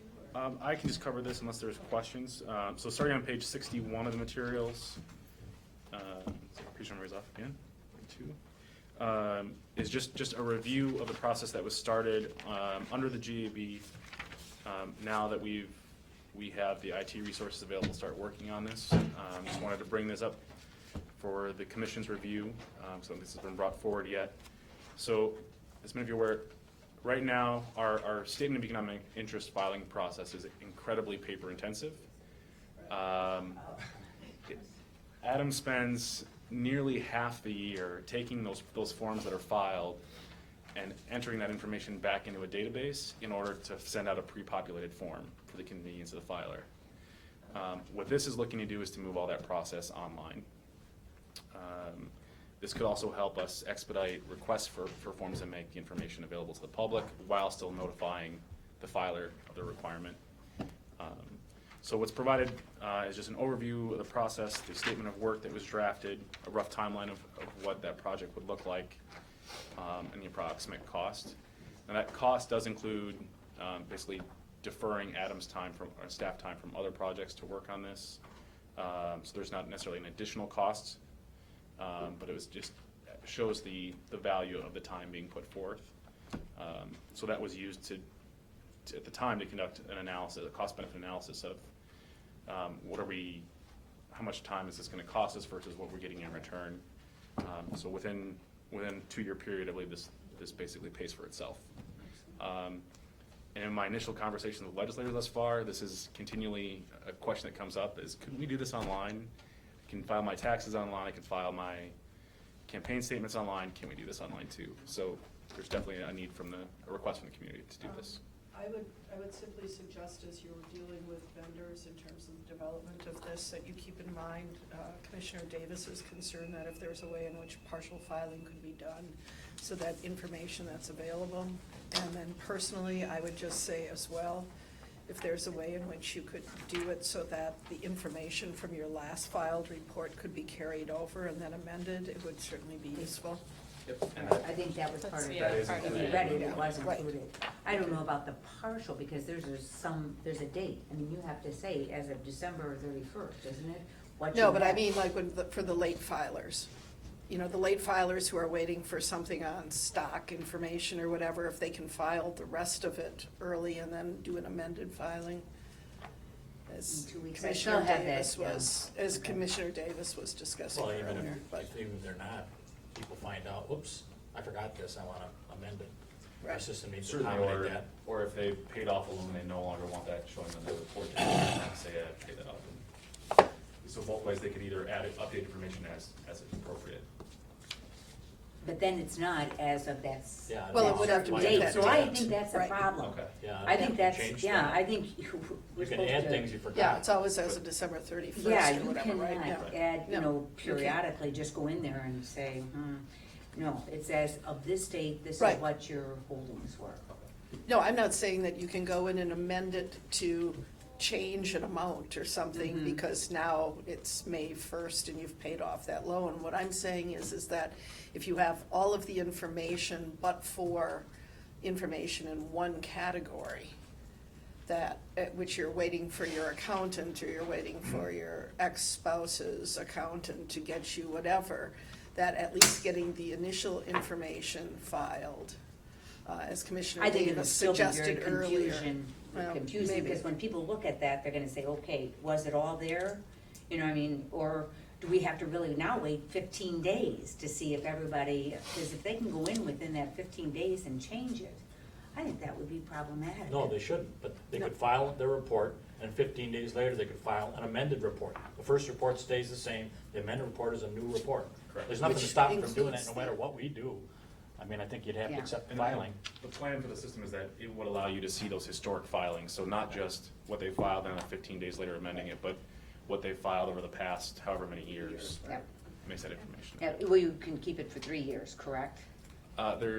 It's I thought it 3 was- years from the time they leave office. Yes. Or leave the position, essentially.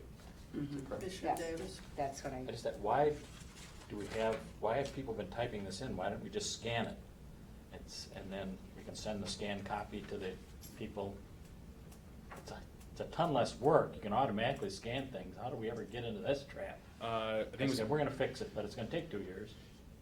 The challenge was, you'd get that printed report out, people would write on there and make their changes. Yes. And then if we scan that, they'd be crossing out over crossing out, and it becomes illegible at some point. You could, I mean, That was the- when you were doing it every 2 years, your holdings changed and you had to cross it out and then add stuff, subtract stuff. It would have been an illegible. I know, if- There's also a website where we have an index, and you can't look up an individual official and see all of their interests, but you can see the broad general interests of a department or a group of Oh, sure. officials. And we can't have an index if we just. I mean, the index is really great, but we spent a lot of money for that index, didn't we? A lot of money. We did, and that's why this process should save us considerable time and money Yeah. moving forward. Any other questions regarding K's statement of economic? Do you need a and system motion? development? This was just provided for information to the commission. So when, somebody wants to come and look at my statement, that name gets recorded? Correct. An individual would have to identify their name and any organization that they're associated with in making that request. And then you would be notified that person from that organization has made the request for your file and which reports. And that would all occur online? Right now, no, it's an entirely paper-driven process. No, in the future. In the future, it could be, yes. But how would we know the person making the request is actually the person they say they are online? Similar to how they file anything else with, like filing campaign financing electronically, they would have to attest to that and sign it electronically. When people come in, do we ever ask them for any identification verification? I don't think so. We just have them fill out the form and sign it. It just, I don't want problems when there aren't problems, but in today's world, that's a potential problem. just gave me a great Maybe idea. a Russian hacker that's asked for Well, your information. Out in California, media, traditionally journalists have felt that they could mislead as to who they really were to get the scoop. Now in California, you got the Attorney General criminally prosecuting a media person who did that. So I just think that raises the whole You gotta give that a awareness chance. that people think that they can misidentify themselves, to get information, and we'll have no way to know. Yeah, we need IDs. I'm glad we don't live in My. California. What a world. Are we ready to move on to potential legislation? So we will move on to item L, potential legislation, which begins on page 71. So what is before you beginning on page 71 is a compilation of issues that were brought up to the Government Accountability Board or to the staff through public comment regarding the statutes that we administer and some potential changes to communicate to the legislature. So later, actually our next agenda item is the annual report. Part of that report is the commission has the discretion to provide list of potential legislation to the legislature through that report, but we can also provide any other suggested changes throughout the year. But it's just one avenue for us to communicate such changes.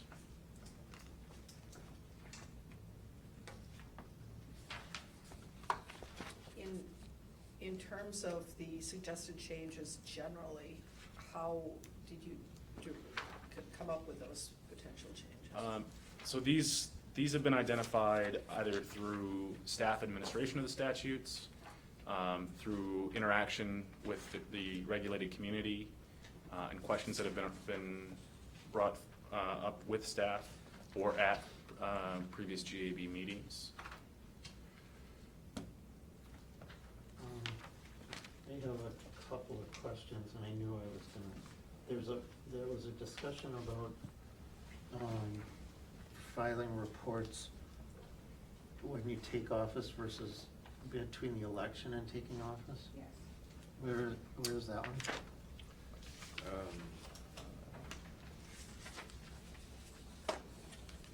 That's on page 73, item 8, I believe. Officers elect as having been issued a certificate of election. The major effect of this potential change would subject officers elect to the same conflict of interest and gift provisions applicable to serving elected officials. Makes sense. I don't think that was it. I think that was a different one. Are you referring to the campaign finance filing period? Or Do you recall whichever? Well, it was for state public official? filing report.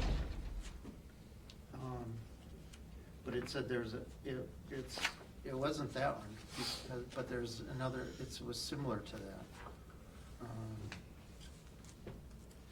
I don't know, is it on page 76, item number 28, talks about the campaign period timeline, where reports used to end December 31st or June 30th? No. But because, okay.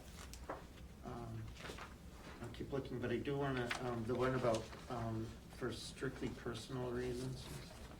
Or the definition. Yeah. Oh, that's Yes. number 30 on page 76, I believe. Yeah. Yeah, strictly personal use is not defined by statute. Can we just suggest that they change it to personal use so we line up with the feds, and then we'd have a consistent decision, consistent definition? You could, I think, staff perspective on that is we'd still probably get questions on defining what personal use is. Oh, no, everything would remain the same. I'm just saying, we need the definition of personal use, but the term should be personal use instead of strictly personal use. So have them, in addition to what you've got here, is take out the word strictly, and then we would have a consistent definition.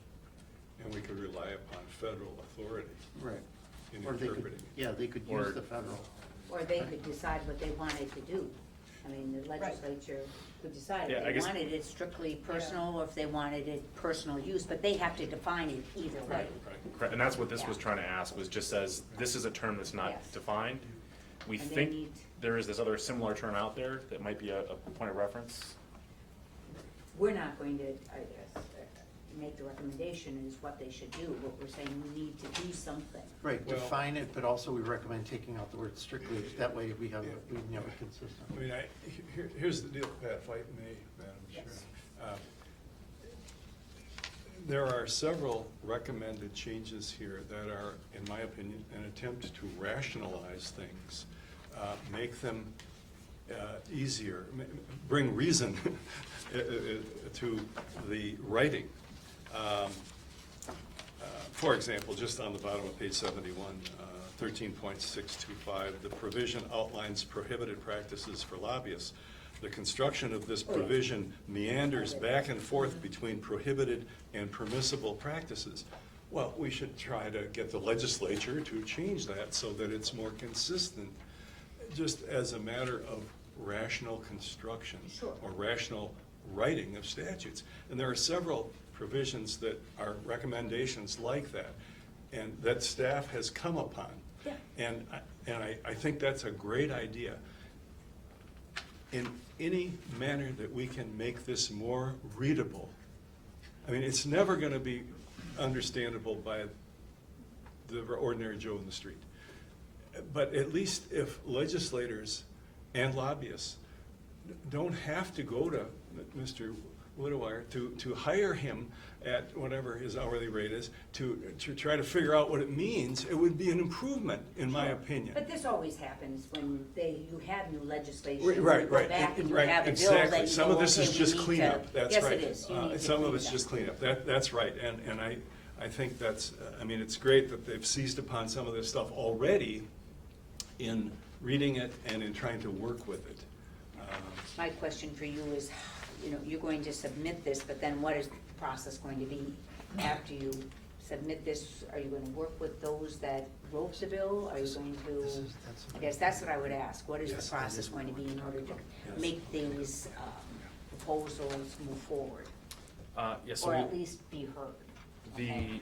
the idea would be to include them in the annual report, which will get communicated to the legislature on October 15th. Okay, And then to follow up with conversations with legislators to get these moved forward. So that would be an implied task for me to continue to work with the legislature to address these.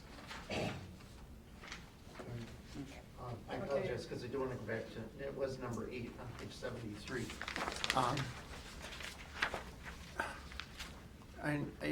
I'm just a little concerned because I think in our situation, we got appointed before the Ethics Commission came into existence, and some of us, it gave us time to resign or to, clean things up. And I don't know about I don't know about a requirement before the person takes office. I mean, they don't even have to live in the district. If they're in the assembly, they don't even have to live in the district until they take office. And so I'm a little concerned about before they're in office that they, that we're holding them accountable to something. At a time when we don't actually have control over them. On the other hand, I see where this recommendation is coming from. I mean, the purpose of it is to, quote, subject officers elect to the same conflict of interest and gift provisions applicable to serving elected officials. I mean, that seems to me to be a legitimate reason. Why would we want to make an exception for the time between the election and taking office? I mean, you could argue that now we're carving out a time when people are invited to give gifts to the person, to influence them for their future work. The current definition applies to elected officials only. Right, not to us.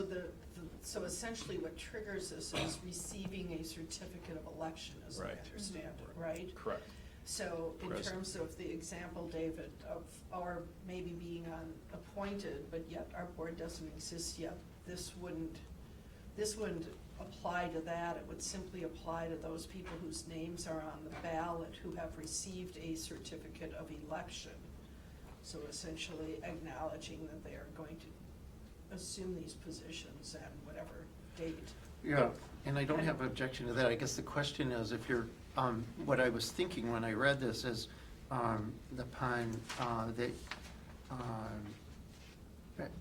subject to the state code of ethics, I was thinking of the statement of economic interest more than the gifts. So, are you responsible for, like, if you take office in January, now you have to file a statement of economic interest for the previous year?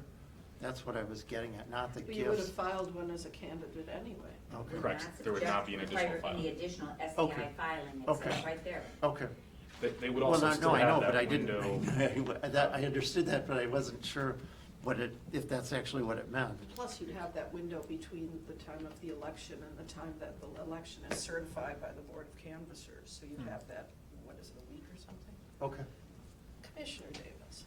From my point of view, I think this is an example of slipping into an error as to our proper function.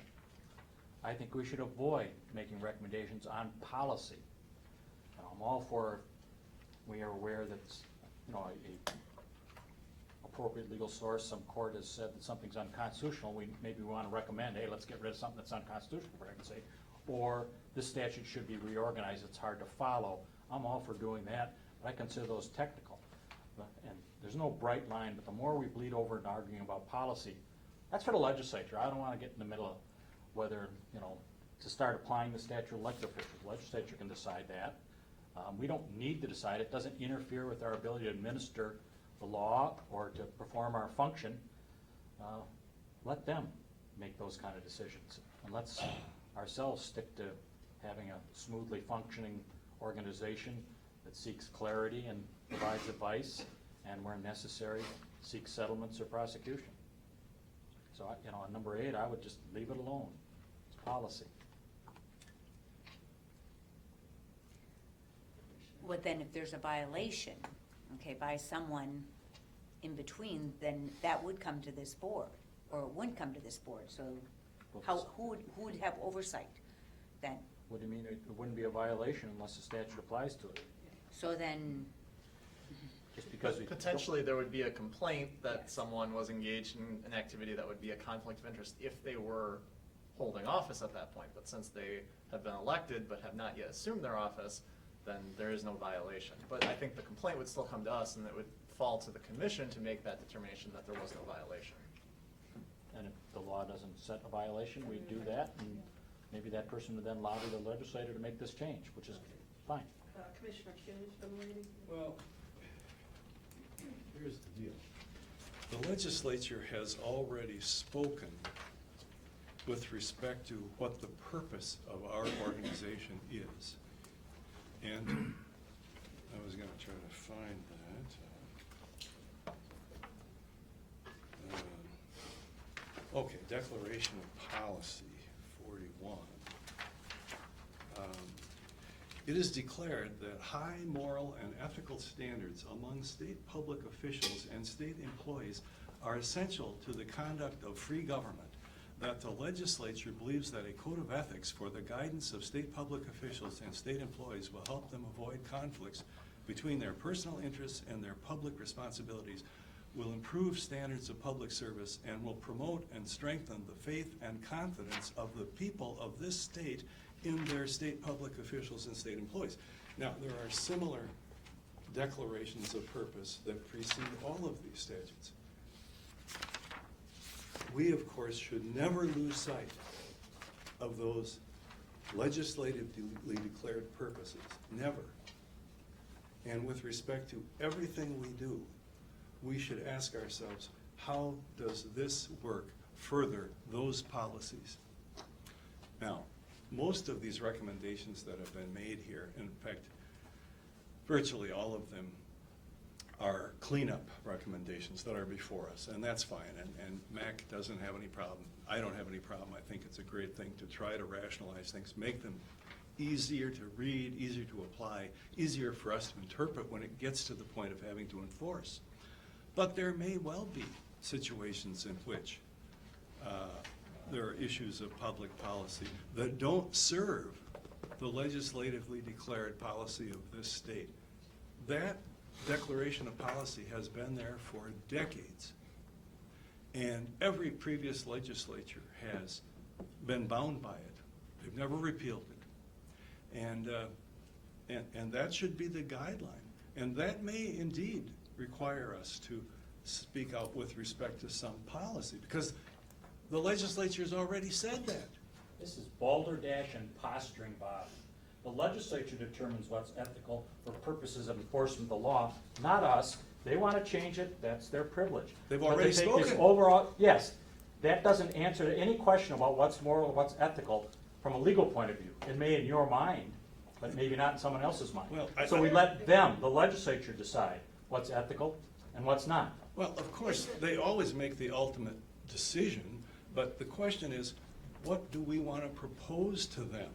And there may be cases, now, you know, I can't really advocate for anything, and you can't really oppose anything, because we don't have anything specific. And there may be situations in which somebody might make some policy recommendation that I would oppose.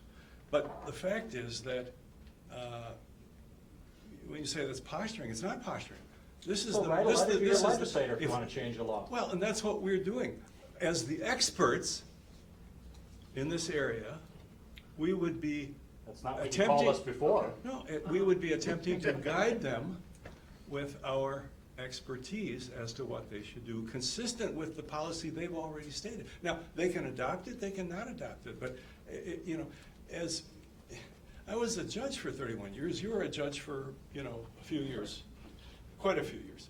And in our previous roles, when we had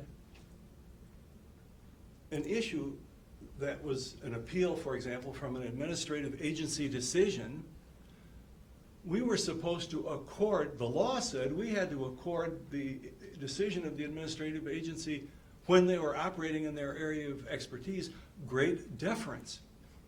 Actually, there's 3 different standards of deference, but they're all deference, either real strong or not as strong or very little deference.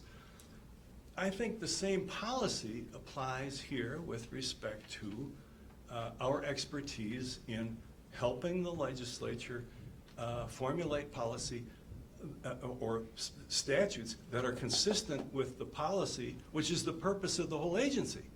I mean, nobody wants to repeal the purpose for which we exist.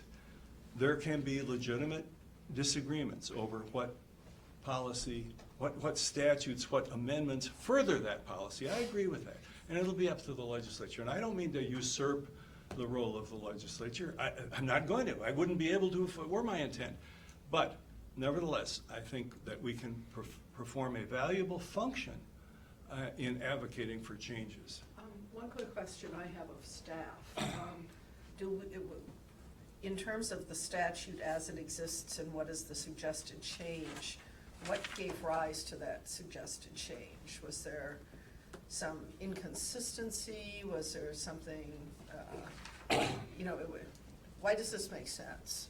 Why would this make sense? So where there's a suggested change, it typically came from direct experience. I'm sorry. From direct experience, either a campaign committee asking a question or pointing out an inconsistency with another statute. So maybe this gets to some of what's being talked about in the introductory paragraph towards the end. I try to lay out some considerations that the commission could review these, and for those that, as Commissioner Kennedy talked about, provide clarity is the intent, is the commission could affirmatively recommend those.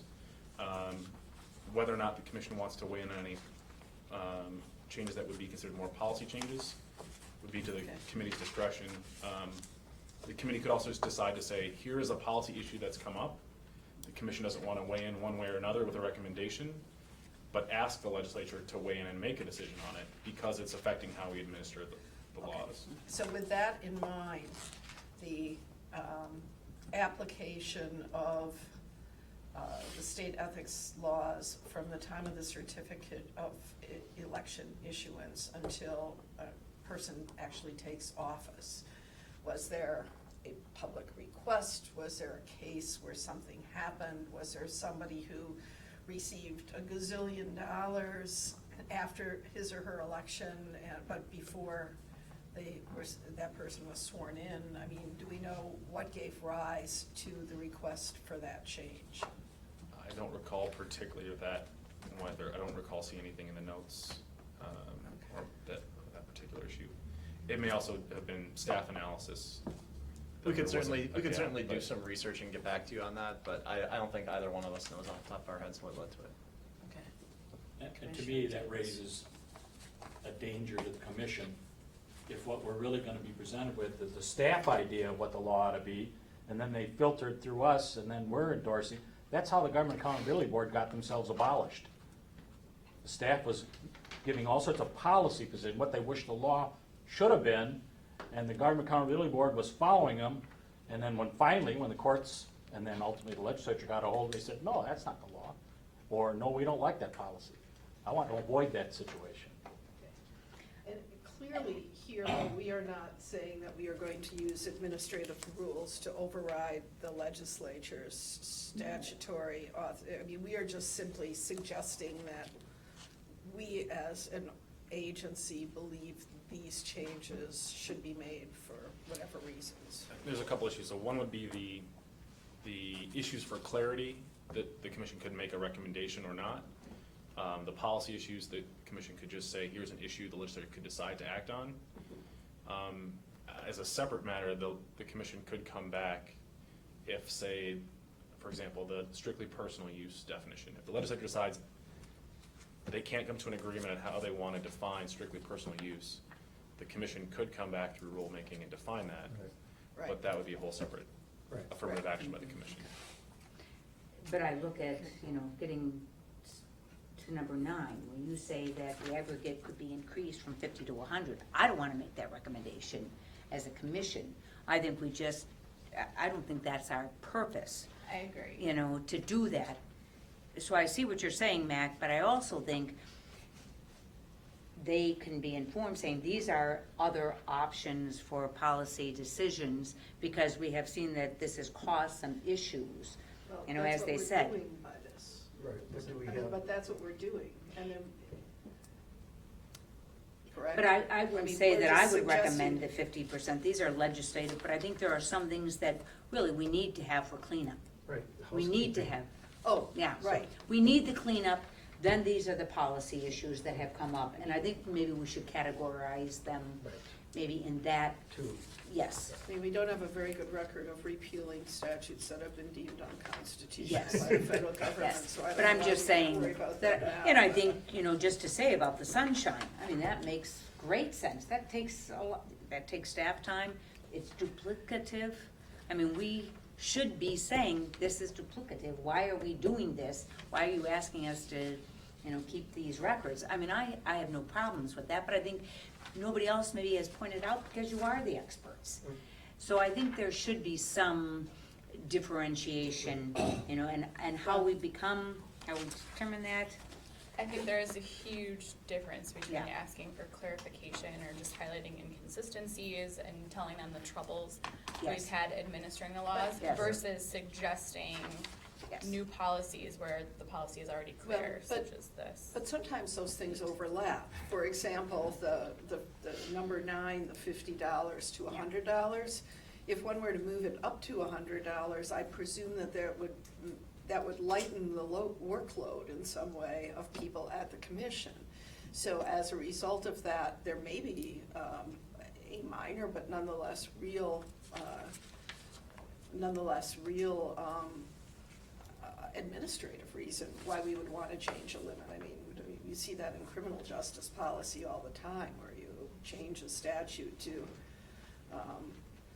to say criminal damage to property for a certain category needs to be at $1,000 rather than $500, because you're dealing with administrative issues Yeah. in terms of But then you things through the advocate- system. So, but is that a policy item? It certainly is, so, I don't know. Well, we can just spell that out. I mean, that's not housekeeping though. I mean, Yeah.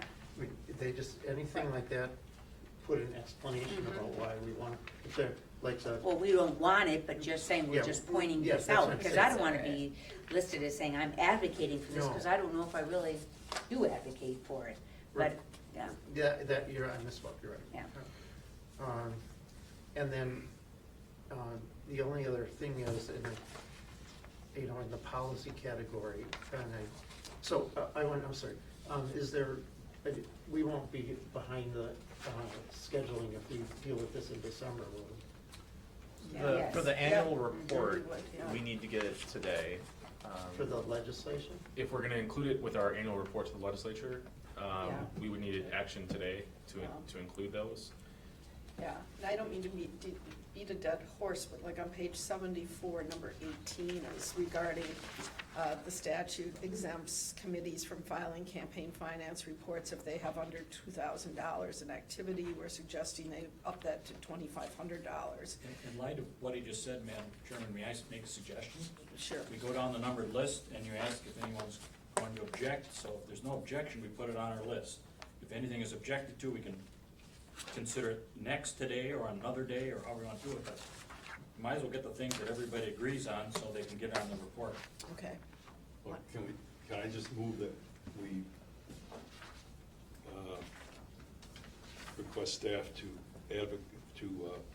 suggest all of these changes that are written here, and then if people want to object to particular numbers, they can do that. I've read it all through, I assume you guys have, and I've made some notes here and there. I guess I have some questions, but I think just as a way to get our discussion going, why don't I just move that we authorize the agency to propose these various statutory changes. Some of them aren't even proposals, though, they're just questions. Well, that is the proposals that are here, I agree with that. And maybe we'll have to give them some direction as to some of those other questions. But the ones that are here, that are specific proposals, and that's the majority of them, we should, I think just to get the discussion going, I'll make that motion. Is there any objection? While you're discussing that, just a administrative note, I guess the menu at the place we order from changed, so the chicken salad is no longer available. So if you order that, there's a menu there to make a new choice. Did you? Sorry, which chicken salad? The No. Waldorf chicken Oh, I salad. did Oh, that. that was mine. I'll take any, it doesn't matter. Okay. I gotta have that back now because This one, whatever they have, that's fine. Now, is this gonna delay the rest of our lunches? It might. I'll take it. Salad they have. I have all my notes for you guys, but Okay. order I'm the fine. chicken Waldorf salad. Yes, ma'am.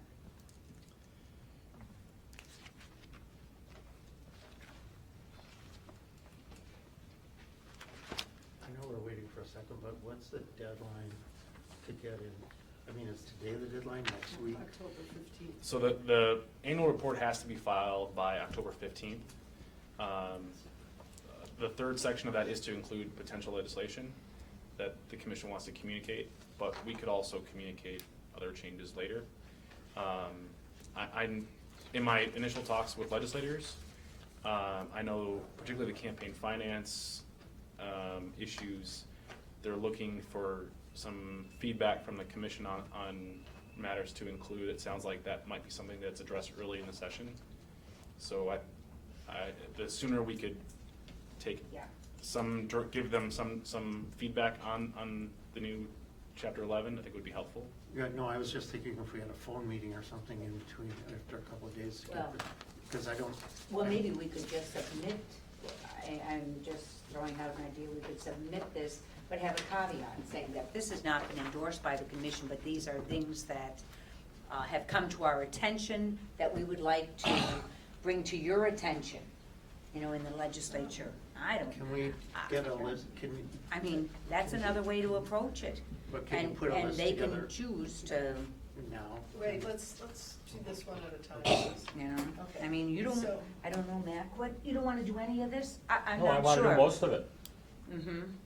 Okay. right now. David? I didn't know if staff could, while we're on something else, enumerate the housekeeping items for policy so that we don't have to, it might be a lot quicker than. No, I'm I not guess saying that my we preference don't would be to have the commissioners communicate what they feel Okay. are policy considerations Right. versus All right. administrative. I think that could be a matter of opinion. And before I was cut off, I think one of the good one of the most significant examples of that is the filing, required to be filed if you have over $2,000 versus over $2,500. Clearly, that changes your workload, even though that's a policy decision as to when somebody needs to file. And I think you're right, I don't know that we want all of you to be put in a position of determining if that's housekeeping, if that's something that impacts commission staff, or whether or not that's something that's policy, and it may be all three. Commission. I agree with that, but this appears to be motivated by the simple desire to make the statutes consistent. Other provisions of the statute set a threshold at $2,000, some set it at $2,500. They say change the 2,000 to 2,500, so it's all the same, so their life is simpler. Right. It's a consistency issue. So, I mean, I don't even know if it's motivated by any policy consideration. It's motivated by the desire to make their life simpler, which is another legitimate, maybe that's a policy consideration, but it's another thing I always want to be conscious of, is to, not necessarily driven by it, dictated by it, but when we can, we should try to simplify It seems this. as though we have two options here. We have a motion on the table, but I don't believe it has a second. Is there a second to that motion to just adopt all of these and then go back to see if there are any we want to delete? The other option would be to go through them item by item and decide individually, one by one, if we think they are good or bad. So first, is there a second? I'll second it for virtue of having. Thank you, In and that let me case, just Madam speak. Chairman, I'll move division of the question. Every one of these are distinct and separate topics, and under Robert's rules, you need to be divided. Is My there a own- second to that motion? It's not a motion, it's a point of That's a order. point of order, that's right, okay. Could I just speak a little bit? I don't mean to cut you off, Mike, on any of this, but, you know, we're not gonna get out of here before midnight if we do that. I mean, there's no, most of these. I don't think that's true, Bob. We could have, Well- we could have gone more than halfway through the list in the last 10 minutes, because the vast majority of these, nobody's gonna object to us forwarding them. It's That's just gonna why- be a few. And I that's say the why I ones said- we're gonna discuss, put them to the end. That's why I say, And then let's we can not manage our discuss the time. ones that are not All right, controversial. let's go through the list. Okay, wait. The point of order was whether or not we needed to divide the question in terms of looking at these item by item. And I guess I will acknowledge that in the attempt to move forward more quickly. That being said, let's take up number one. How many are I asked that go to the foot of the list now. 34. Go to the what? Foot of the list. We move number one and consider it after all the others. Oh, all right. And I'm gonna ask that for anything that I think is controversial, at least for my That's point right, of view. that's what I'm Okay, saying. that's Anybody fine. that thinks something's, let's just Okay, Other and people see that's what we fine. have consensus on, Okay. and we set everyone aside, every other one aside. Okay, we are moving number one unless I hear objection. Number two.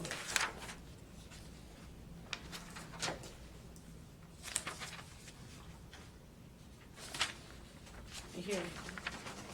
Okay, is there a motion to accept number two? So move. Second.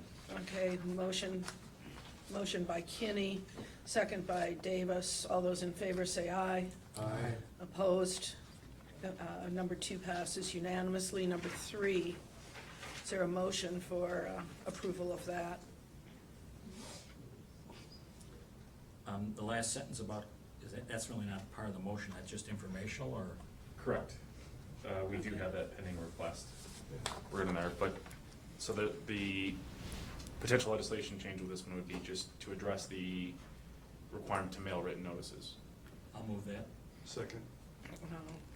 Moved by Davis, seconded by Holbrooks. Kinney. Or Kinney, I'm sorry. All those in favor signify by saying aye. Aye. Opposed? Motion carries unanimously. Number four, I asked that go to the foot of the list, I just don't quite understand That what will the go- choice would be asking.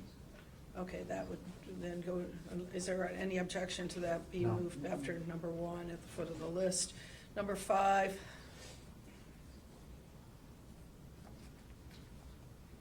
Is there a motion on number I'll make a motion five? to approve number, well, it's really number 10.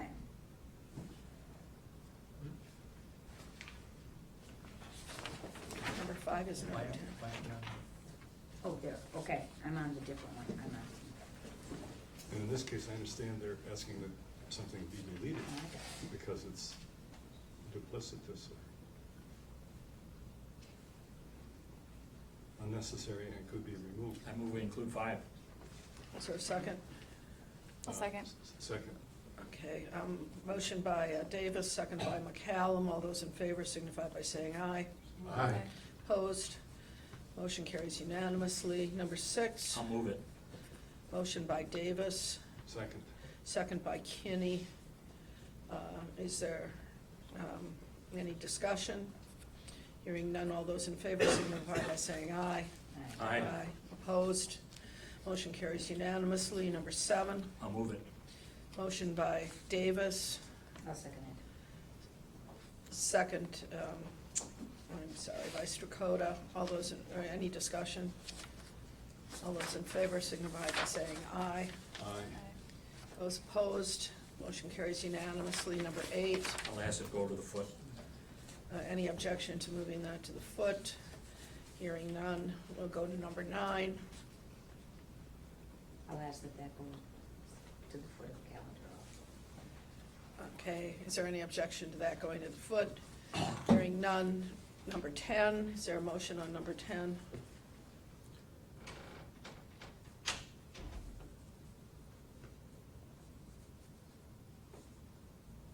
I'll ask it go to the foot. Okay, ask that go to the foot. Any objection? Number 11, I'll ask it go to the foot. any objection? Number 12, I had a question for staff. I mean, despite my profound respect for the rulings of U.S. District Court judges, sometimes they are reversed and the like, so, and there's not much information here. I didn't bother to look up the case myself. Do you know anything more about the subject, either the progress of that particular case or whether that subject was considered by other courts later, or? You're talking about 12 and not 11, right? Right. yeah, so, And I certainly think we should recommend it if it's unconstitutional, but one district court case may not be the clear enough answer to that question. It's pretty old, 1993. Yeah. It's 1993. has the statute been hanging around The since statutory then? reference states that sub 12 is an unconstitutional infringement on free speech. All right, Okay. I move 12. Is there a Legislative second? Lawyers agree. Second. Well, any discussion? All those in favor signify by saying aye. Aye. Opposed? Motion carries unanimously. Number 13. A question again, this time it says likely unconstitutional. You got any red, black letter law that firms that up?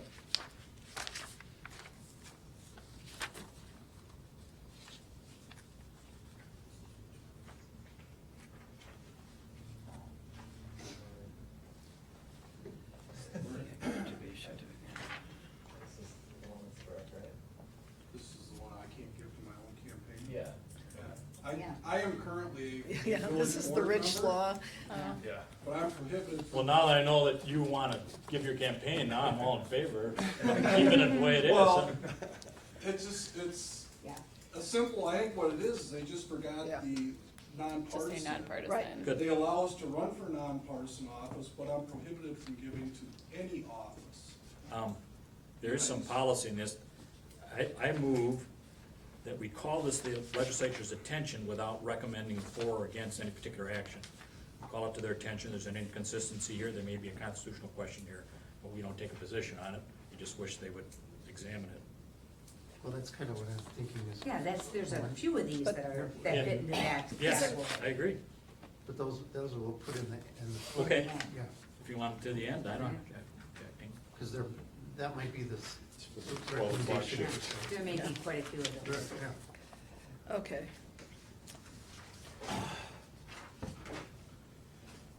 Okay, number 14. Are we wanting to move that to the end too?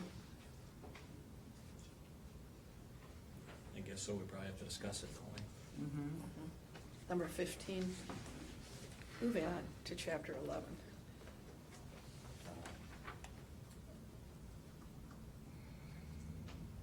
This is strictly cleanup. Right.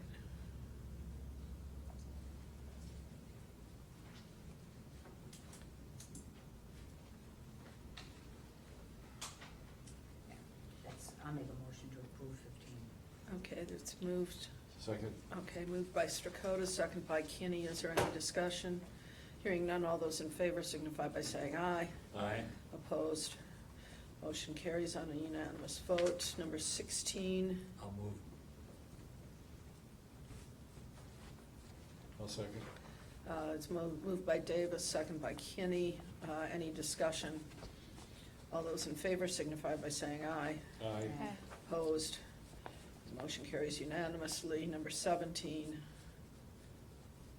I'll move it. moved by second. Davis, second by Kinney. Any discussion on that motion? Hearing none, all those in favor signify by saying aye. Aye. Opposed? Motion carries unanimously. Number 18. I'll move it. I'll second. Okay, a motion by Davis, second by Kinney. Any discussion on that motion? All those in favor signify by saying aye. Aye. Opposed? Motion carries unanimously. Number 19.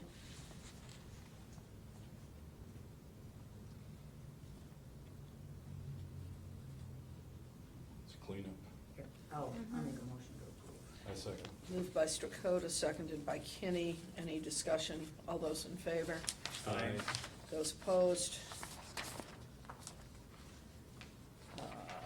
20.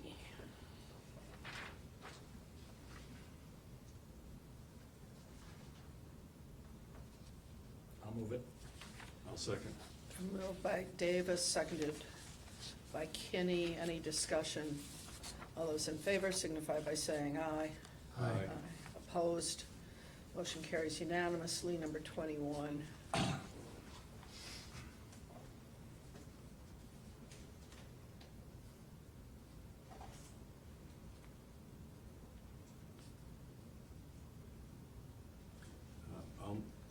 I'll move it, but I think we should put the treasurer of the committee.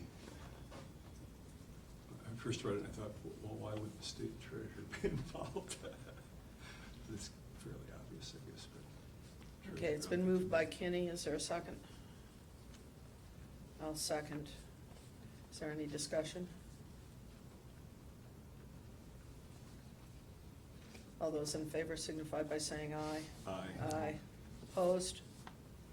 Motion carries unanimously. Number 22.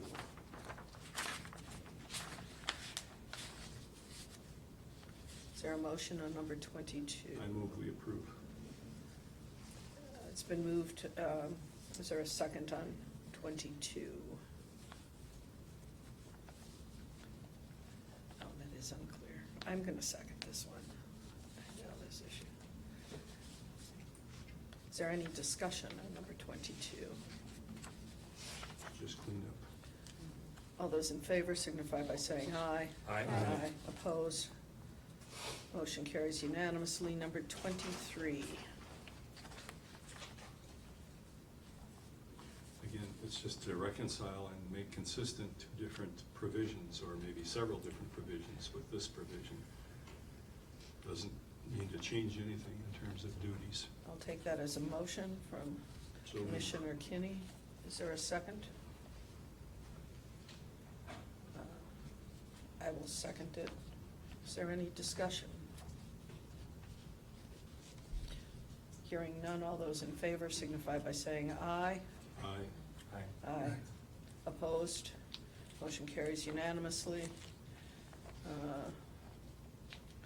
Number 24. Another cleanup. Just I'll make a motion to approve. Okay, second. We'll go motion by Strakotis, second by Davis. Any discussion? Hearing none, all those in favor signify by saying aye. Aye. Aye. Aye. Opposed? Motion carries unanimously. Number 25. I have a question for staff. Why is it proposed 60 days as opposed to some other time? Is that pulling out of some other part of the statutes or what? This is 25 now? Yep.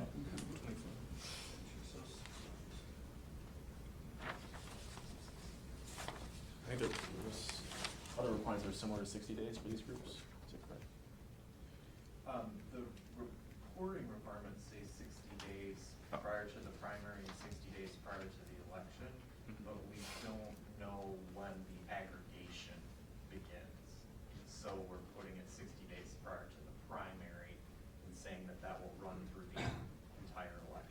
So your intention was to parallel the time they're supposed to report. Correct, Mhm. correct. I'll move 25. Okay. Second. Motion by Davis, second by Kinney. Any discussion? All those in favor signify by saying aye. Aye. Aye. Those opposed? Motion carries unanimously.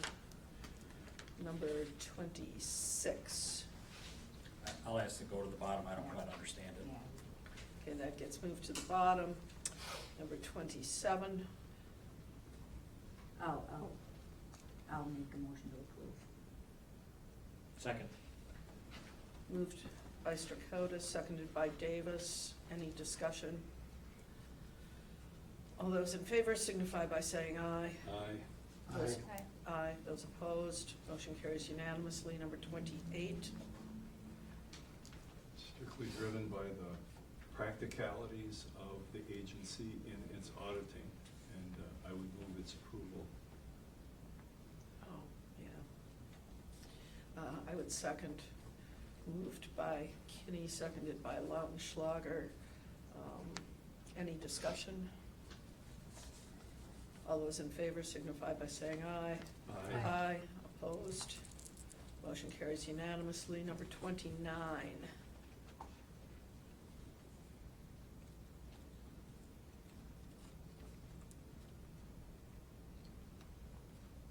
I had a question for staff. Maybe it's clear, but, so if they ran for office, it was a 2-year term, you give them this 2-year period. If after the end of 2 years, they're still in force, or they're still active, which if they have a debt would be kind of common, do they get another 2-year, or how does that coordinate? Have you thought about that? In terms of whether, to the Shoulder limit that shrug, I'll applies. have to go to the bottom. You're talking to the limit that would apply to the receiver?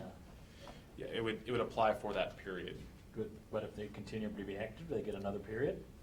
They would essentially. So you could. Even though they didn't so you declare could- candidacy? So you could front-end load, create a debt, and then pay it off. And exempt Over time. yourself from limits. Would be subject to limits what you could receive to pay off that debt. I And the just problem is go to the until bottom, you, that means until you they're thinking- resolve that debt, you can't terminate your committee. Yeah. Right. But, okay, well, let's move that to the end, I think was the request. Okay. Number 30.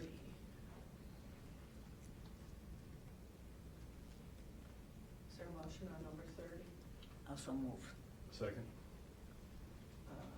It's been moved by Strakota, seconded by Kinney. Is there discussion? Only as to removing the word strictly. Is there anybody who would object to removal of the word strictly? Would that be taken as a friendly amendment? Well, I would, because in ours, it's strictly personal. You know what I mean? I mean, that's how it's listed in the statutes now, Right, so but they we should want- define it. Okay, but that's true, they should define it, but the purpose of removing the word strictly is so that the wording of what we're defining, personal use, would be the same as federal, so that that whole body of law that has emerged federally is usable, and we can look to that to interpret what the meaning of it is. They can determine that. Well, I mean, we end up. The legislature Yeah, should yeah, right. codify a definition or revert to the federal elections right, and commission that- definition of right. personal use. I Right, mean, no, that's, but if we're gonna use the federal definition, we have to strike strictly. I don't think that's true. Well- Use the federal definition, now with the Yeah. word strictly, they're gonna have to be stricter than that in some instances to give meaning to the word, but by calling it to the legislature's attention, they may drop strictly, who Yeah, knows? that's up to them. Well, it's always up to them, I understand that, but, I mean, if the purpose is to make federal authority usable to look to in defining it, then we should use the same term as the federal uses. I was just trying to make it easier on them to have a definition, but the problem is that we asked, and there's no legislative history on how this came to be, so I'm not certain that whoever did it intended to distinguish personal use from strictly personal use or not, but we might just point that maybe maybe we can put that at the foot and Yes. just point out that this is an issue, you know, and we're not making a recommendation, but, because isn't that where we're gonna get, so, And let's. if this is the wording we send to them, we're calling to their attention that there's a parallel federal term that's relevant to this discussion. Yeah, all I'm saying is that instead of housekeeping, we move it to the foot and then point out, you know, that there's this conflict. But, Do we know to a certainty that the federal doesn't use strictly personal use? Okay, it does It's not, just okay. Well, then, like I say, if we're gonna Can't reconcile. we just pass this now, because I All want right. to make sure this makes the list. yeah, that's what I'm saying, let's All right, just pass all it. right, all right. Okay, good. Okay. All Would those- somebody move it? No. We haven't been doing that I with did. respect to the. I Yeah, did. Mr. Oh, Coda did, okay. and Kenny Kenny seconded it, seconded, okay, right? so. Okay, so, any further discussion? Hearing none, all those in favor signify by saying aye. Aye. Opposed, motion carries unanimously. Number 31. I thought we were, Go ahead. I thought we were moving it to discuss it later. When I said I want to deal with it now, you said, okay. Yeah. And we Oh, I'm did. sorry, I thought, I misunderstood, all right, that's fine. We can- You want to reopen the issue? No, that's fine, I mean, I prevailed, I'll move to no, that's fine. reconsider if you want me to. No, Okay. if they had the request, they said they didn't know what it meant, they'll get this, let's leave it up to them. I think most people will understand that this is the term they use in statute. Yeah. It's not defined. Provide a definition, please. Yes, Yeah. that's it. And oh, by the way, the feds have this other Yes, term that's that's similar, and exactly. they have a Precisely. definition, yeah, okay. Number 31.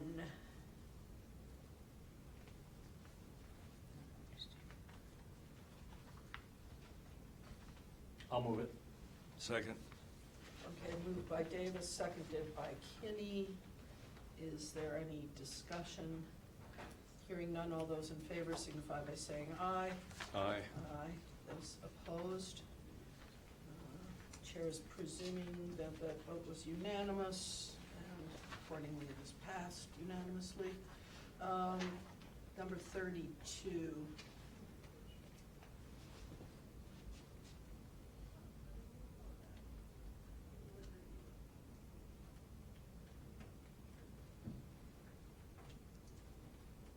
That's I'll just a move for it. suggestion, yeah. Could consider whether or not to extend this requirement to referenda committees. I'll second it.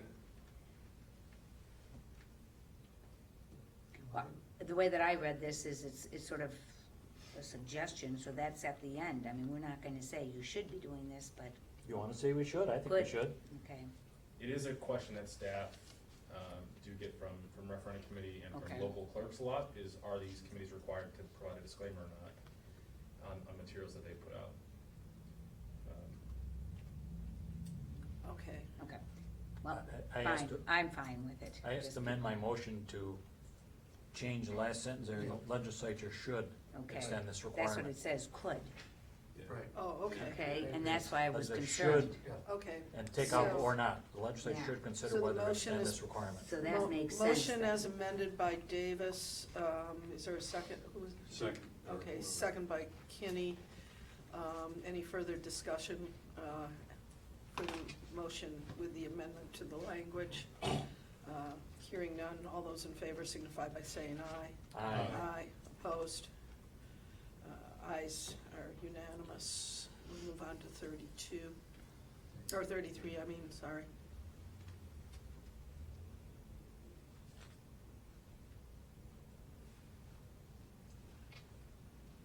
Move that we approve that.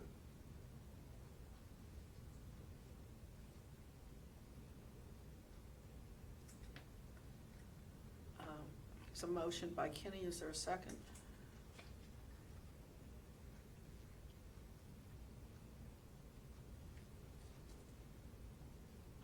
Is there a second to motion on 33?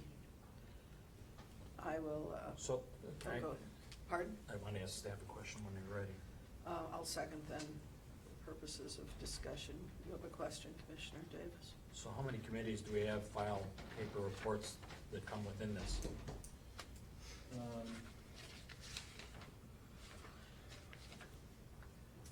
Like you say, most of them wouldn't be required to file at all. So are we talking 1 or a 100 or? If we got 20, we'd probably do the Any fall idea within this guideline. why are they doing it if they don't have to? They could claim an exemption because they don't realize that, probably. Well, and the statute, the way it is now, when they register, if they fail to claim that exemption initially, it almost prohibits them from claiming the exemption later. So, a lot of these are third-party candidates that register that don't initially claim the exemption. And now that, they're not allowed to go back and claim the exemption at a later date if they missed it on the initial one. I know there's a motion, but I'd like this to go to the foot. I wonder if there's a better solution to this. And I hate, if you have some small group that doesn't know enough or can't get an exemption, to make them go online may be a problem for some of them.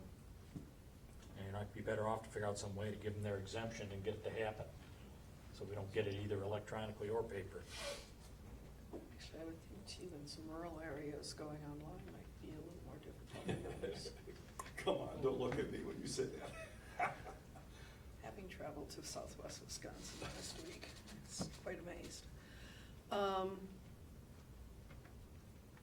So we have a motion and a second on the floor. I'd ask this go to the foot. Is there an objection that it go, well, we could either have the motion for approval and the second withdrawn, or we could move to table and move it to the foot. Which is the preference? Made the motion. Kitty You made and the I motion. seconded, right? Oh, yeah, you second, that's right. Yeah. Okay. You want to just withdraw your motion for now? That's fine.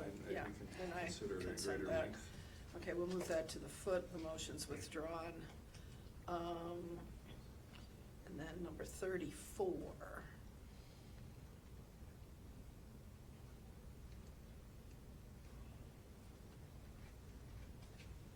I'll move it.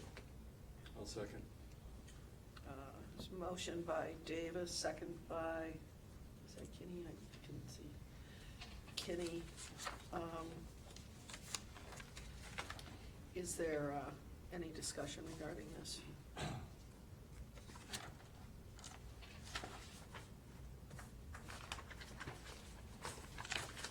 Any discussion? Hearing none, all those in favor signify by saying aye. Aye. Aye. Okay. Opposed? Motion carries unanimously. Is it the, I just, I don't know what time it would be appropriate, but I would like to suggest adding a 35 that would go to the foot, and regarding the confidentiality of campaign finance matters. okay, I don't, what, spell it out a little more, Yeah. Dave. The I- complaints, Pardon?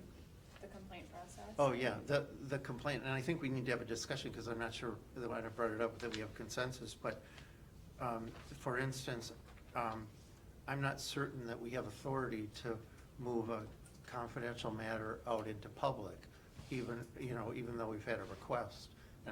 But there are a number of items that I think should be done in public on campaign finance, unlike ethics or lobby, things that are done confidentiality, because, for example, let's say we had an opinion request for the 2018 election, and we give the confidential opinion, and then all the people running in this election don't even know there's an opinion out there. So we need to find a way to either have these discussions in public or make our opinions public in some way without including the name like some government agencies. But there are a number of campaign finance complaint issues that I think should be done in public, and I wanted to at least have that discussion. Because I believe that, when I started on the GAB and I saw all the things they were doing in secret, making motions and not reporting out because it was all confidential, I had a real problem with it, and it took about 2 seconds to figure out how the GAB got in so much trouble that it did by acting in secret, and I think. Well, but the GAB was bound to act in secret. I know, It and that's never- what I'm it asking. never Talk acted. about whether propose the legislature to partially release that. I think it was a Well, mistake. yeah, it'd be a great idea. It should all be released. This is the public's business, but that's not the view the legislature takes.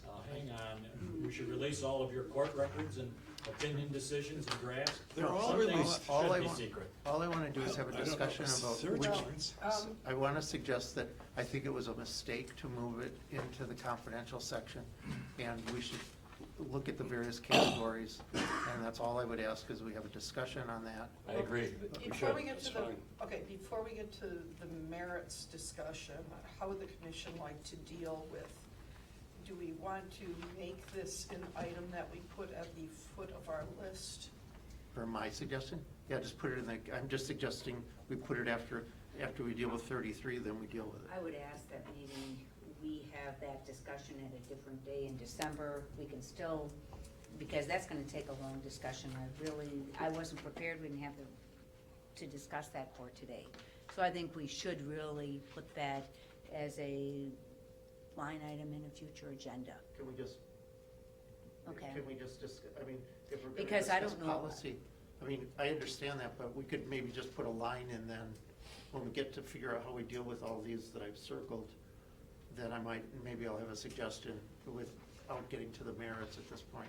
Just so we get it in the report that we're considering, and we'll get back to them or something like that. I mean, when Representative Knudsen comes in and he wants to discuss this in public, and then we can't discuss it, to me, that's completely incongruous. Right. It should be, if there's to be confidentiality, it should be waivable by the person. I'm not gonna argue the point. I mean, No, that's no, not what I'm I trying to do understand, right but- now, but I'm just saying it maybe needs to Yep, no, that's be fine. Yeah. a separate But I item, agree. rather than, No. this is the recommendation I from don't. staff, Well, this is something I from. actually was thinking we would discuss it in December, but then we found out about this deadline, so all I would ask is, after 33, that we add a line that we're considering, and we'll get back to you. No. And if we don't get it in our annual report, but we do it in December, the That's no big legislature deal. doesn't meet till January, there'll still be Yeah, enough time there'll be to plenty- put it in their there'll be hopper plenty of for their time. trailer So, bill. can the commission reach consensus that indeed we will consider this as an item at our December meeting?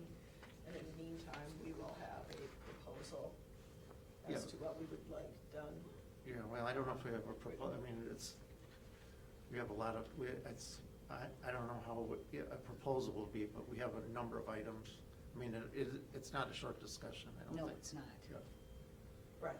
Okay. That's, I guess, why I'm indicating that if we have some sort of a proposal Yeah. that's out there that we can use as a basis for Okay. discussion, then we can have that discussion and then hopefully have a motion as to where we'd like to go. Does that make sense? Well, or the staff just identify the issues, here's the things in Cap 8 Finance, the different categories, because you want to break some of them out and keep some confidential, right? Okay. Okay, yeah. We'll just simply consider that a directive to the staff for Okay. our next meeting. Would the commission like to go back and start discussing those items which we put the foot, unquote? Which is the first, yeah, that's fine. The question would be whether we want to hold that, go to through the rest of our agenda first, or, although I guess we'll have to finish it before the close, because we didn't notice. Did we give a notice we might come back in public? We didn't notice it. So we said we would come back into open, following closed session, for adjourning. Yeah. Uh, A lot of those are going to be extensive discussions. I wonder if we should try and finish the other stuff first. And see where we're at time-wise. No, I think that's a good point. Okay. Would we like to then go on to the next proposed language revisions, and how would you like to handle those?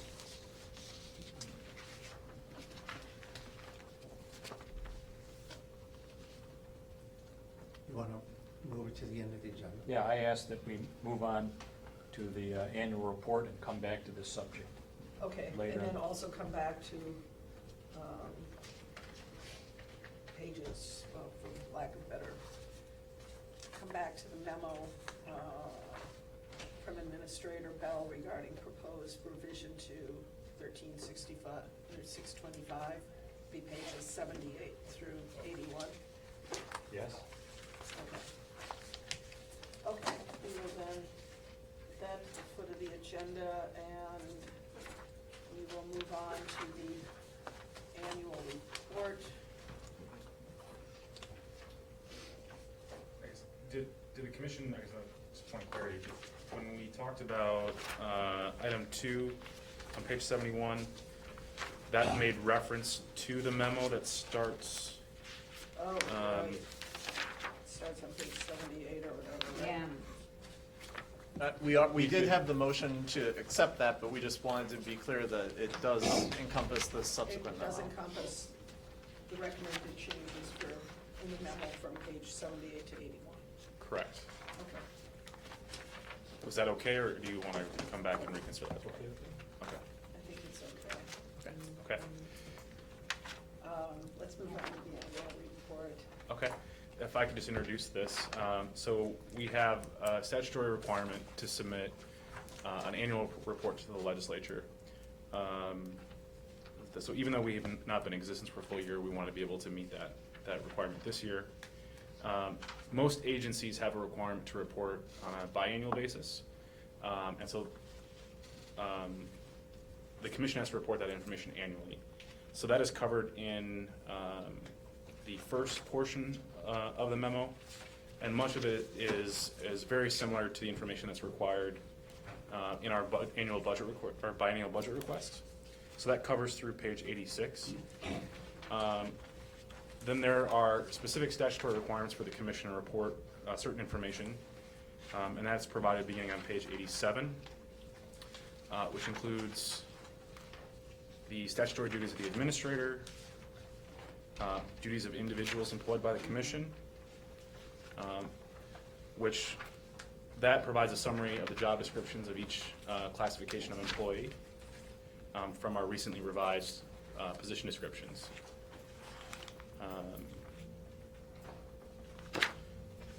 We provide an organizational chart.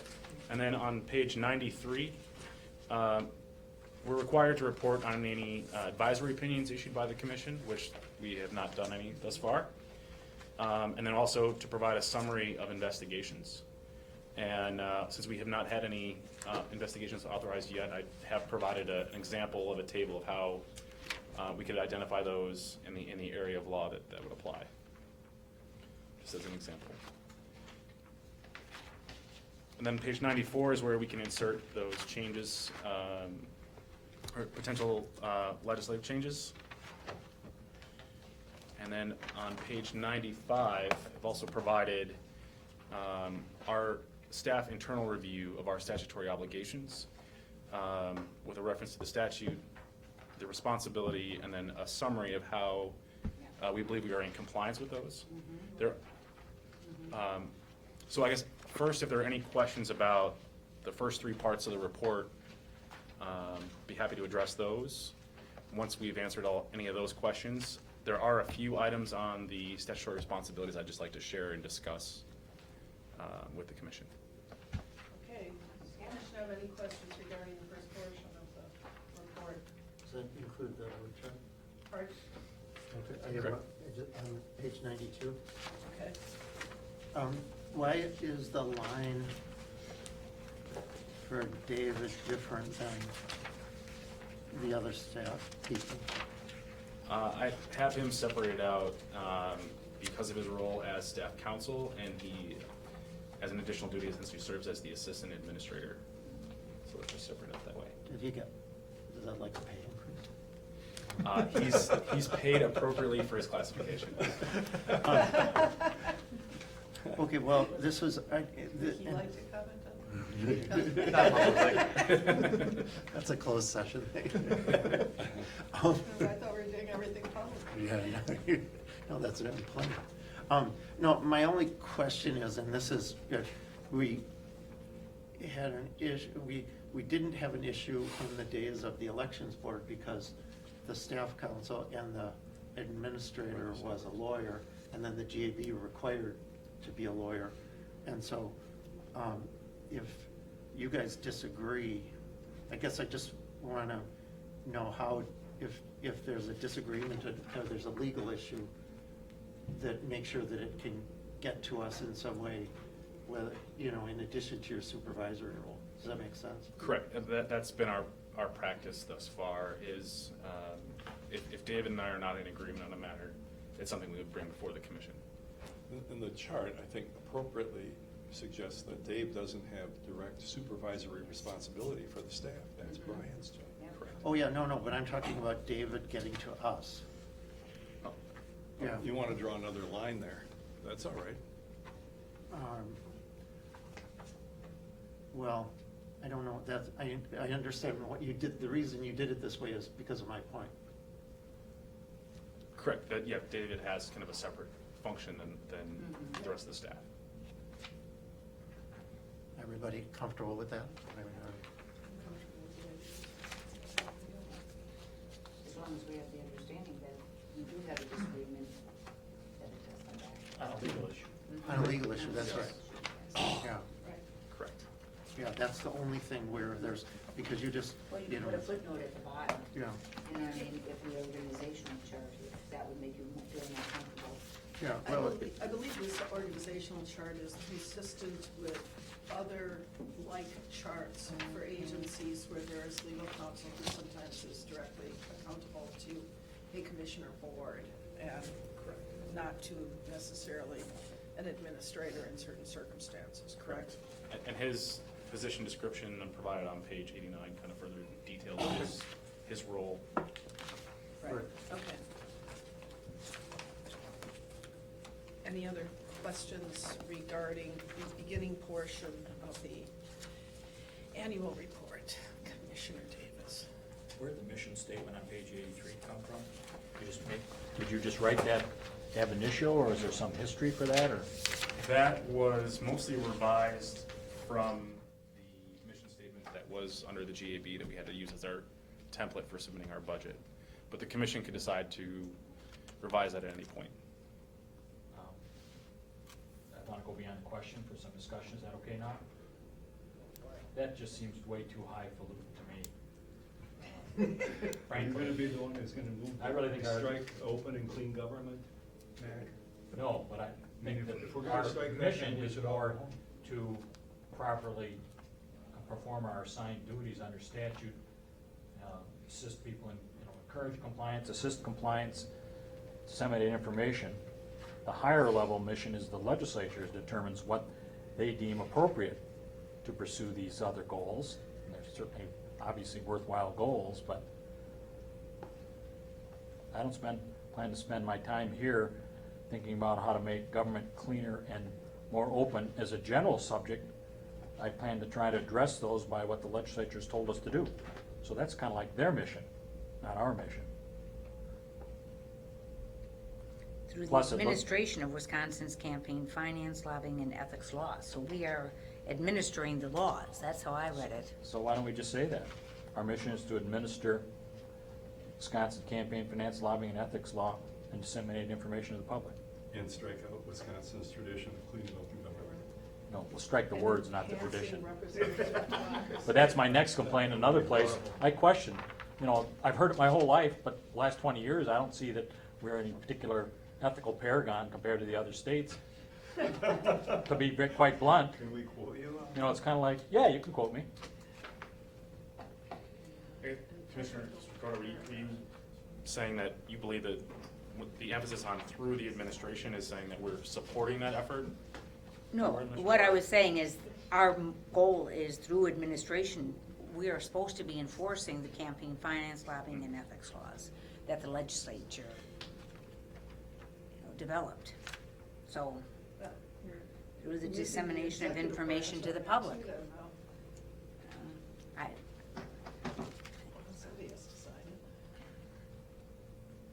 so what would you suggest, So- Commissioner Davis? Delete, the mission of the Ethics Commission is, and delete the following language, up to the administration of Wisconsin campaign finance law. That's obviously much more technical and to the point. Strongly opposed. Yeah. Well, are you making this in the form of a motion? If this is appropriate time, sure, I'll make it a motion. So can we just sentence now. So we read, the mission of the Ethics Commission is to, change the word I'd like to see what the administration, statutes administer Wisconsin specifically say campaign are finance, lobbying, and ethics law, and then change again, through the dissemination of information to the public, and through the dissemination of information to the public. You just have to strike through, or and disseminate. Okay. It's changing of the. Say it again, I'm sorry. It would be and disseminate information to the public. Okay, that is the motion. Is there a second? Second. Moved by, let's see here, so moved by Davis, second by Holbrooks. Is there any further discussion? Kenny? If you want to undercut public confidence in what this commission does, that's what this. Yeah. You know what? I think we had plenty of public confidence, and the discussion last time, which used the same phrase, clean and open government, about whether we give campaign contributions, did more to cause a reputational problem. So, I mean, we have to be careful with this stuff, because, you know, we took so much abuse for that motion and that agenda item last time, and none of it was necessary. We had no legal authority to do it. We all, got, some of us individually embarrassed by that. And so I think that I want to agree with the motion and support it, because this is not something, we're not getting into policy along those lines. We have a job to do, and the term clean and open government can be interpreted by, differently by just about everybody. Okay, is there anybody else who'd like to add to the discussion? Well, I'm just looking in past to see how our responsibilities have been determined, and in the transition report, Ethics Division activities, the Ethics and Accountability Division is responsible for the administration and enforcement of campaign finance, lobbying, and ethics laws at the discretion of the board divisions or whatever. I'm just looking to see so we're at least consistent in how we're going to. What you read is consistent with the motion, I think. Okay, I wanna just look, you know what I mean? I mean, if we're gonna change the mission statement, I would've. We're not changing it, we're creating it in the first place. Just because some staffer wrote this up doesn't mean any more than some I staffer just wanna wrote it look to up. see what the legislature was trying to do when they determined that they were gonna divide us. Yep. So I'm looking for information, in past, to see how they determined they wanted us to be, Is anybody on enacted. staff So- aware of what was previously? so I'm looking. In the statutes to see how.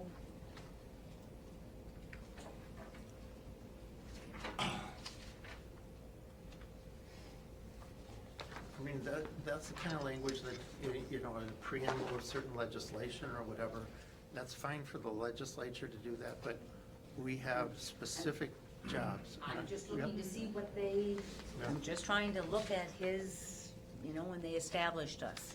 Just give me a minute before, I saw that in the proposed, but I'm just looking to see what they saw our mission to be, not what we see our mission to be, but what they saw our mission to be. Jeepers.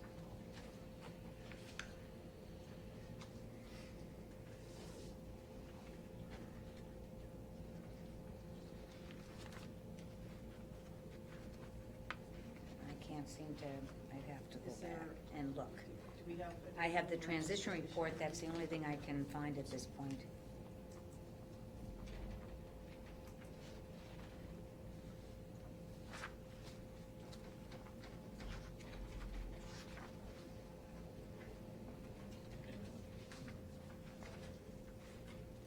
I don't recall anything specifically in the legislation, but it sounds like there might be some interest in looking at the declarative statements in statute as well. We could come back with a revision to this at the next meeting if you'd like, to make something more consistent with that, but this is due on the 15th of this month, so. And we do have to have a mission? It is a requirement, yes. Okay. We can't leave it blank. Right, Yes. it's a good idea to solve the problem, Yes. however, thank you for that suggestion.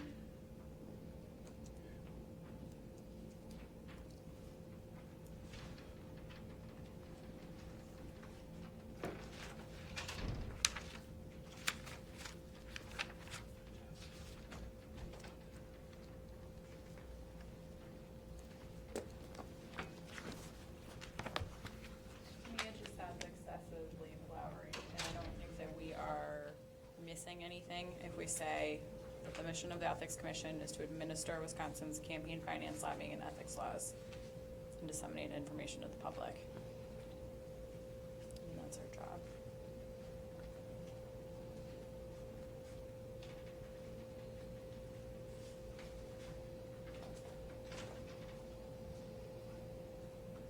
Well, I think we want to keep this meeting moving. My sense, Commissioner Strakota, is that unless the I'm looking, yeah. I don't enabling see anything right legislation now. doesn't quote this specifically, which I doubt it does, we probably, you're Well, not going to support it. There's a correct? policy, I mean, in one of the policies, it talks about declaration of policy. It is declared that high moral and ethical standards among state public officials and state employees are essential to conduct free government, that the legislature believe that a code of ethics for the guidance of state public officials and state employees will help them avoid conflicts between, so our mission is to, So um, that is is from the policy? from the policy, it says declaration of policy. It's in their, But that's not So required by chapter the 3 of commission. chapter Yeah, 19, yeah. so it's a declaration Okay. of policy Mhm. for that section, not for the whole agency. no. So essentially, Yeah. this declaration would track the policy declaration from chapter, that subsection of chapter 19 and apply it to the agency. Well, the words are almost entirely different, though. No, it certainly doesn't track the language at all. Doesn't say anything about enhancing, it doesn't say about representative democracy in there. No, Doesn't say anything about traditional clean and open government. no, it just says a pre-government. Okay, well, there's a motion on the floor, are we ready to vote? Yes. Okay, I might as well do a voice vote since I know there's mixed opinion on this. What's the motion? What is, to strike which To revise words? our mission statement to read, the mission of the Ethics Commission is to administer Wisconsin's campaign finance, lobbying, and ethics laws and disseminate information to the public. That's a motion on the floor. And you said voice, but I assume you meant roll call? I mean, roll call, I'm sorry, yes, thank you. Is there any more discussion? Any further discussion? Commissioner Kennedy? Yes. David, when you made your statement a minute ago about harkening back to our other discussion about campaign contributions, I actually thought you were going to withdraw your second and not ask to proceed on this, because you're asking exactly a repeat of what happened. Okay, that's what this will do. And so I'm just telling you, that's what this will do. You know, I understand this is not written in stone. I mean, we could use the literal language of the policy section. I think this is shorthand. It's much shorter.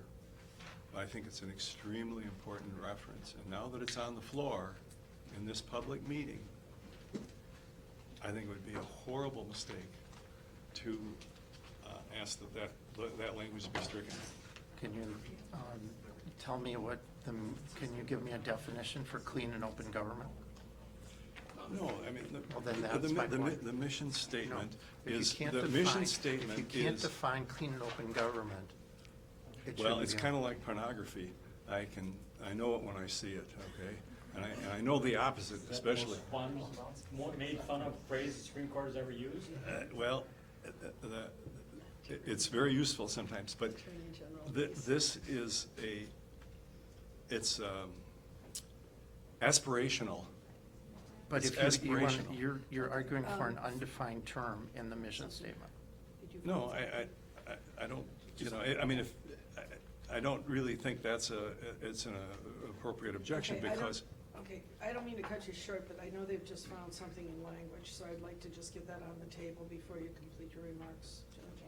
beginning of subchapter 3 and chapter 13, is it 1361 is law being regulated legislative purpose. And so that opening statement talks about the legislature declares that the operation of an open and responsible government requires the fullest opportunity to be afforded to the people to petition the government. So I think it sounds like this mission statement was probably crafted from combining these legislative declarations in each section that the commission is responsible for. That's the legislature. Well, yeah, that gets me back. That's why the legislature adopted these laws. The legislature expects us to follow their laws, whether we think they're clean or open. I think in general they are all those positive things, but we're bound by their policy determinations. Okay. As far as to the extent the words reflect them. So it's good for them to say, why are we adopting this? And if we have ambiguity and we're trying to interpret their statutes, it'd be fine to look at their policy statements. But for us to invent our own that may or may not be in conflict with the legislature is just an invitation for trouble. Plus, it seems to imply that we're far more than we are, that we're gonna do the right thing.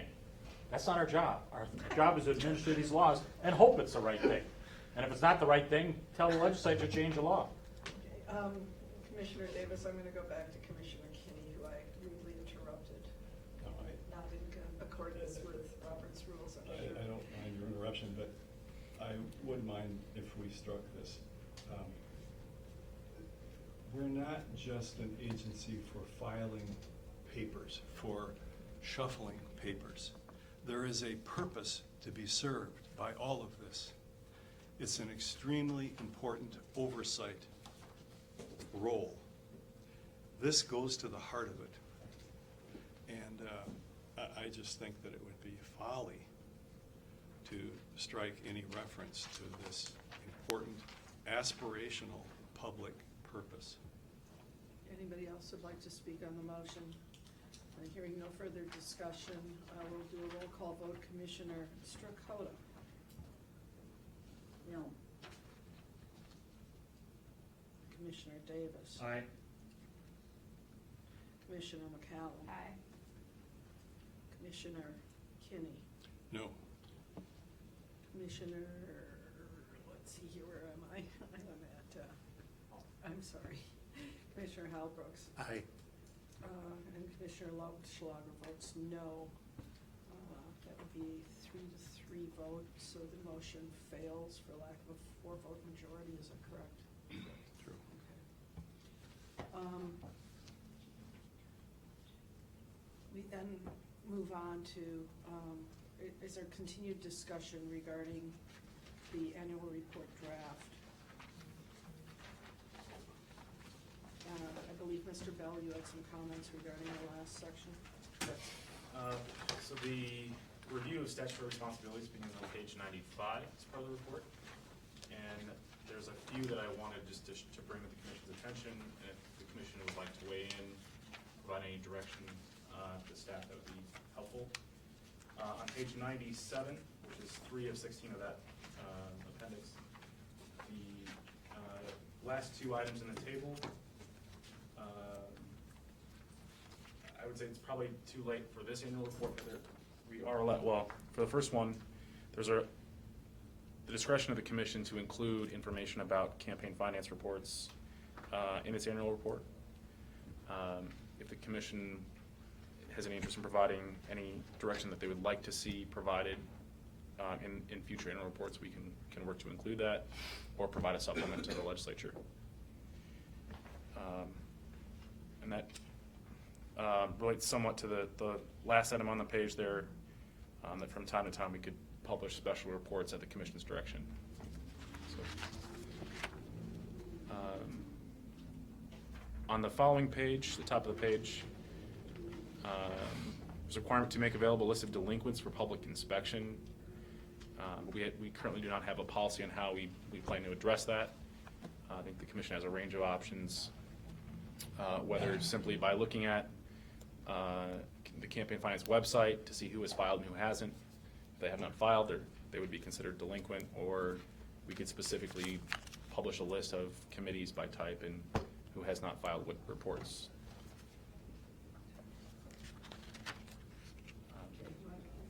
I'll start there. Just want to pause Okay, there. Are there any questions, comments about these first two items? No, keep going. Okay. On page 102, which would be 8 of 6. I would say on 101, there's a typographical Oh. error too. This requirement is addressed within the commission's, this requirement Oh. is addressed. Should be It or addressed. something. Thank you. Yep. That's on page 101.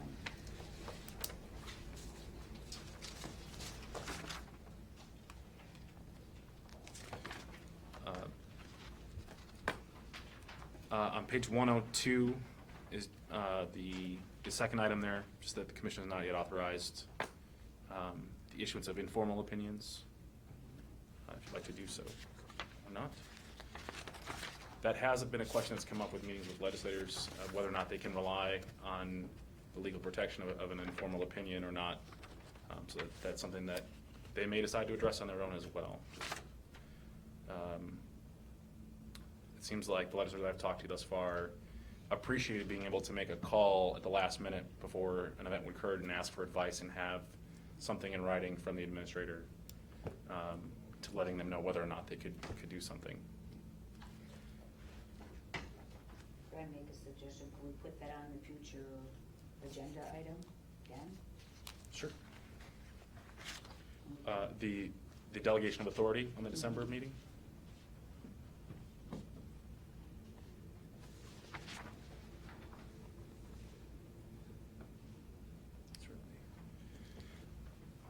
Okay. On page 104, the third item down talks about adopting written policies and procedures, so I can amend that now that the commission has approved a settlement schedule, the audit schedule.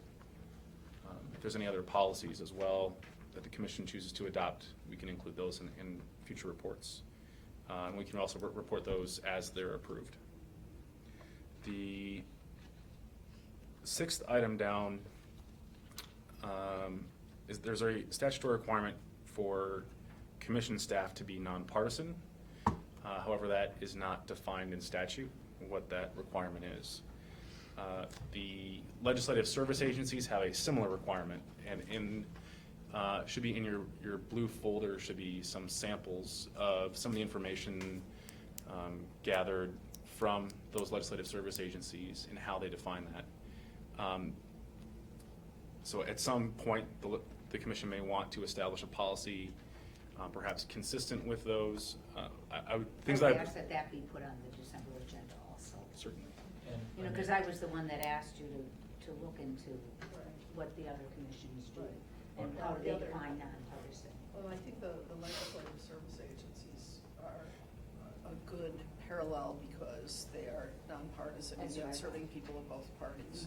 I also suggest the judiciary is required to be nonpartisan. Look at the Code of Judicial Conduct on the subject. And just to report some of the things I've found thus far, consistently they've said what they do is it's not just having a written policy in place, it's a practice of they are consistently reinforcing that in advertising positions to multiple times through the interviewing process, and then also restating that on a regular basis with staff, affirming in their internal handbook of what that is. There's some variation in terms of what they allow or don't allow. For example, one of the service agencies said that not only were they allow but encourage staff to attend certain events that may result in a topic that would come before them in their responsibilities. So if legislators were holding an open forum that might discuss something that might become potential legislation that they would have to work on, it might be beneficial to attend that and understand the perspective. Other agencies took the opposite perspective and said, if it could even be perceived as partisan, even if it's not explicitly partisan, they discourage their staff from having any sort of involvement. So there is some variance between the agencies as well. We can bring that back as a formal memo. there's no more discussion on that. On page 107, the second item on the list, this was addressed during the potential legislation list. So where an employee could not potentially contribute to their own nonpartisan campaign. The ritual? That's what we can call it in here, yeah. So those are the only items that I wanted to share. So if the commission has anything they'd like to weigh in on that, otherwise I can make those changes we've talked about and get that submitted. Okay. Any other questions? You need a motion? or No. No, it's within my responsibilities to submit the report for the commission. Okay. I So think it's it's- excellent. I think you've done an excellent job. I think it sets out things in a clear, concise way. It's a great report. And I want to give credit to the staff, not only for this report, but all these materials. I want to highlight the amount of effort that they've put in with such a quick turnaround from our last meeting to get all this put It together. shows. Right. Yeah. Phenomenal effort by our staff to address all of I this. think I speak for everyone on the commission in telling you and the entire staff, thank you. Yep, should let them know. Thank you. But you keep their titles and no pay increase. Yeah. But we'll be really nice to you when we come by and work on them. Can I just Okay. ask one question? I noticed the representative is still here. And if, do we have authority to move something out of closed session? No. So I don't believe so, no. Does he know that, or? I don't know if he's just observing, obviously. Did you hear that? I did. Okay, yeah, so it's unfortunate, but we'll work on it.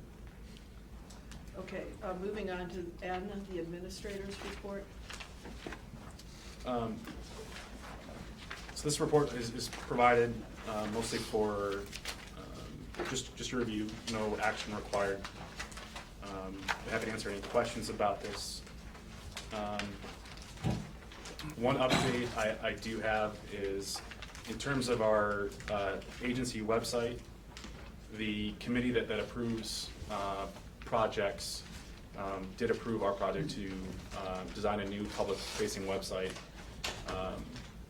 That's through a state contract with the Wisconsin Interactive Network. They provide a template service for websites to agencies at no cost. So that should save us a little over $1,000 a year compared to what we're paying now for the public-facing site. And will look more consistent to what other state agencies are moving towards.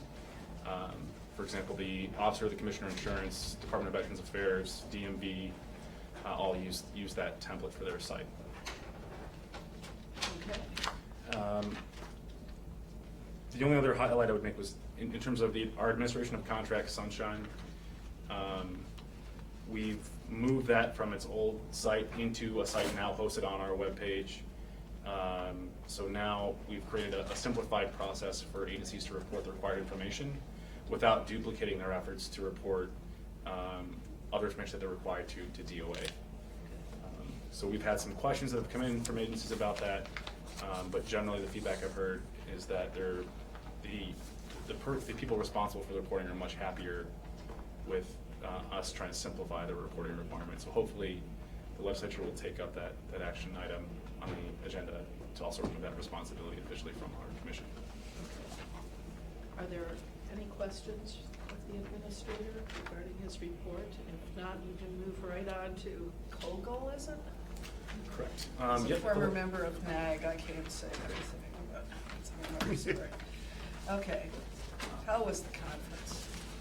So the conference is scheduled for December. Oh, that's right. The commission asked us to bring this back as an agenda item, is whether or not Yeah. we should participate in the conference, and as well as should we be members Right. as well. So, What did you find out? we also emailed out a summary of of COGO's website and their mission statement to the commissioners to review. I think Commissioner Strickland had asked for that. So, I mean, I would reiterate, looking back at past information that we recently did a review of all of our in-house records and reviewed some of the information that came back from those conferences. I think it would be beneficial for the commission to have that information and be able to participate in those discussions. When David and I looked at the agenda for the upcoming meeting, we found multiple events going on at the same time that would be certainly of interest to how we move forward as a commission. Okay, and do we need to do something on that today so that if you do want to attend the conference, that can happen, or can No, it I be think something you it's can do within administratively? within our We're authority, gonna do it unless we stop them. but You're the man if for the, that. it's to the commission's discretion if they'd like to weigh in on whether it's to our benefit or not to attend. Okay, well, it sounds like it is. I'm gonna talk to Brian and get a refrigerator magnet out of this for sure. I think that's a violation of something. Wait, where's the conference? Okay. The conference is in New Orleans this year. In December. you said? In December. Darn. Okay, we then need a motion, I believe, to go into closed session, correct? Also, Are we doing that now, or? Oh, A lunch break? Yeah, you want. oh, do you want to take a lunch break and then Well, move? that would be good if it's here. It is, it's right behind you It there. is here, yep. You Okay. can do it now and then take a break, so Wisconsin and I can move out. Oh, so they can move out while we're Yes. eating? Yes. Yep. Good idea. Okay, so I would then entertain a motion to go into closed session. also move.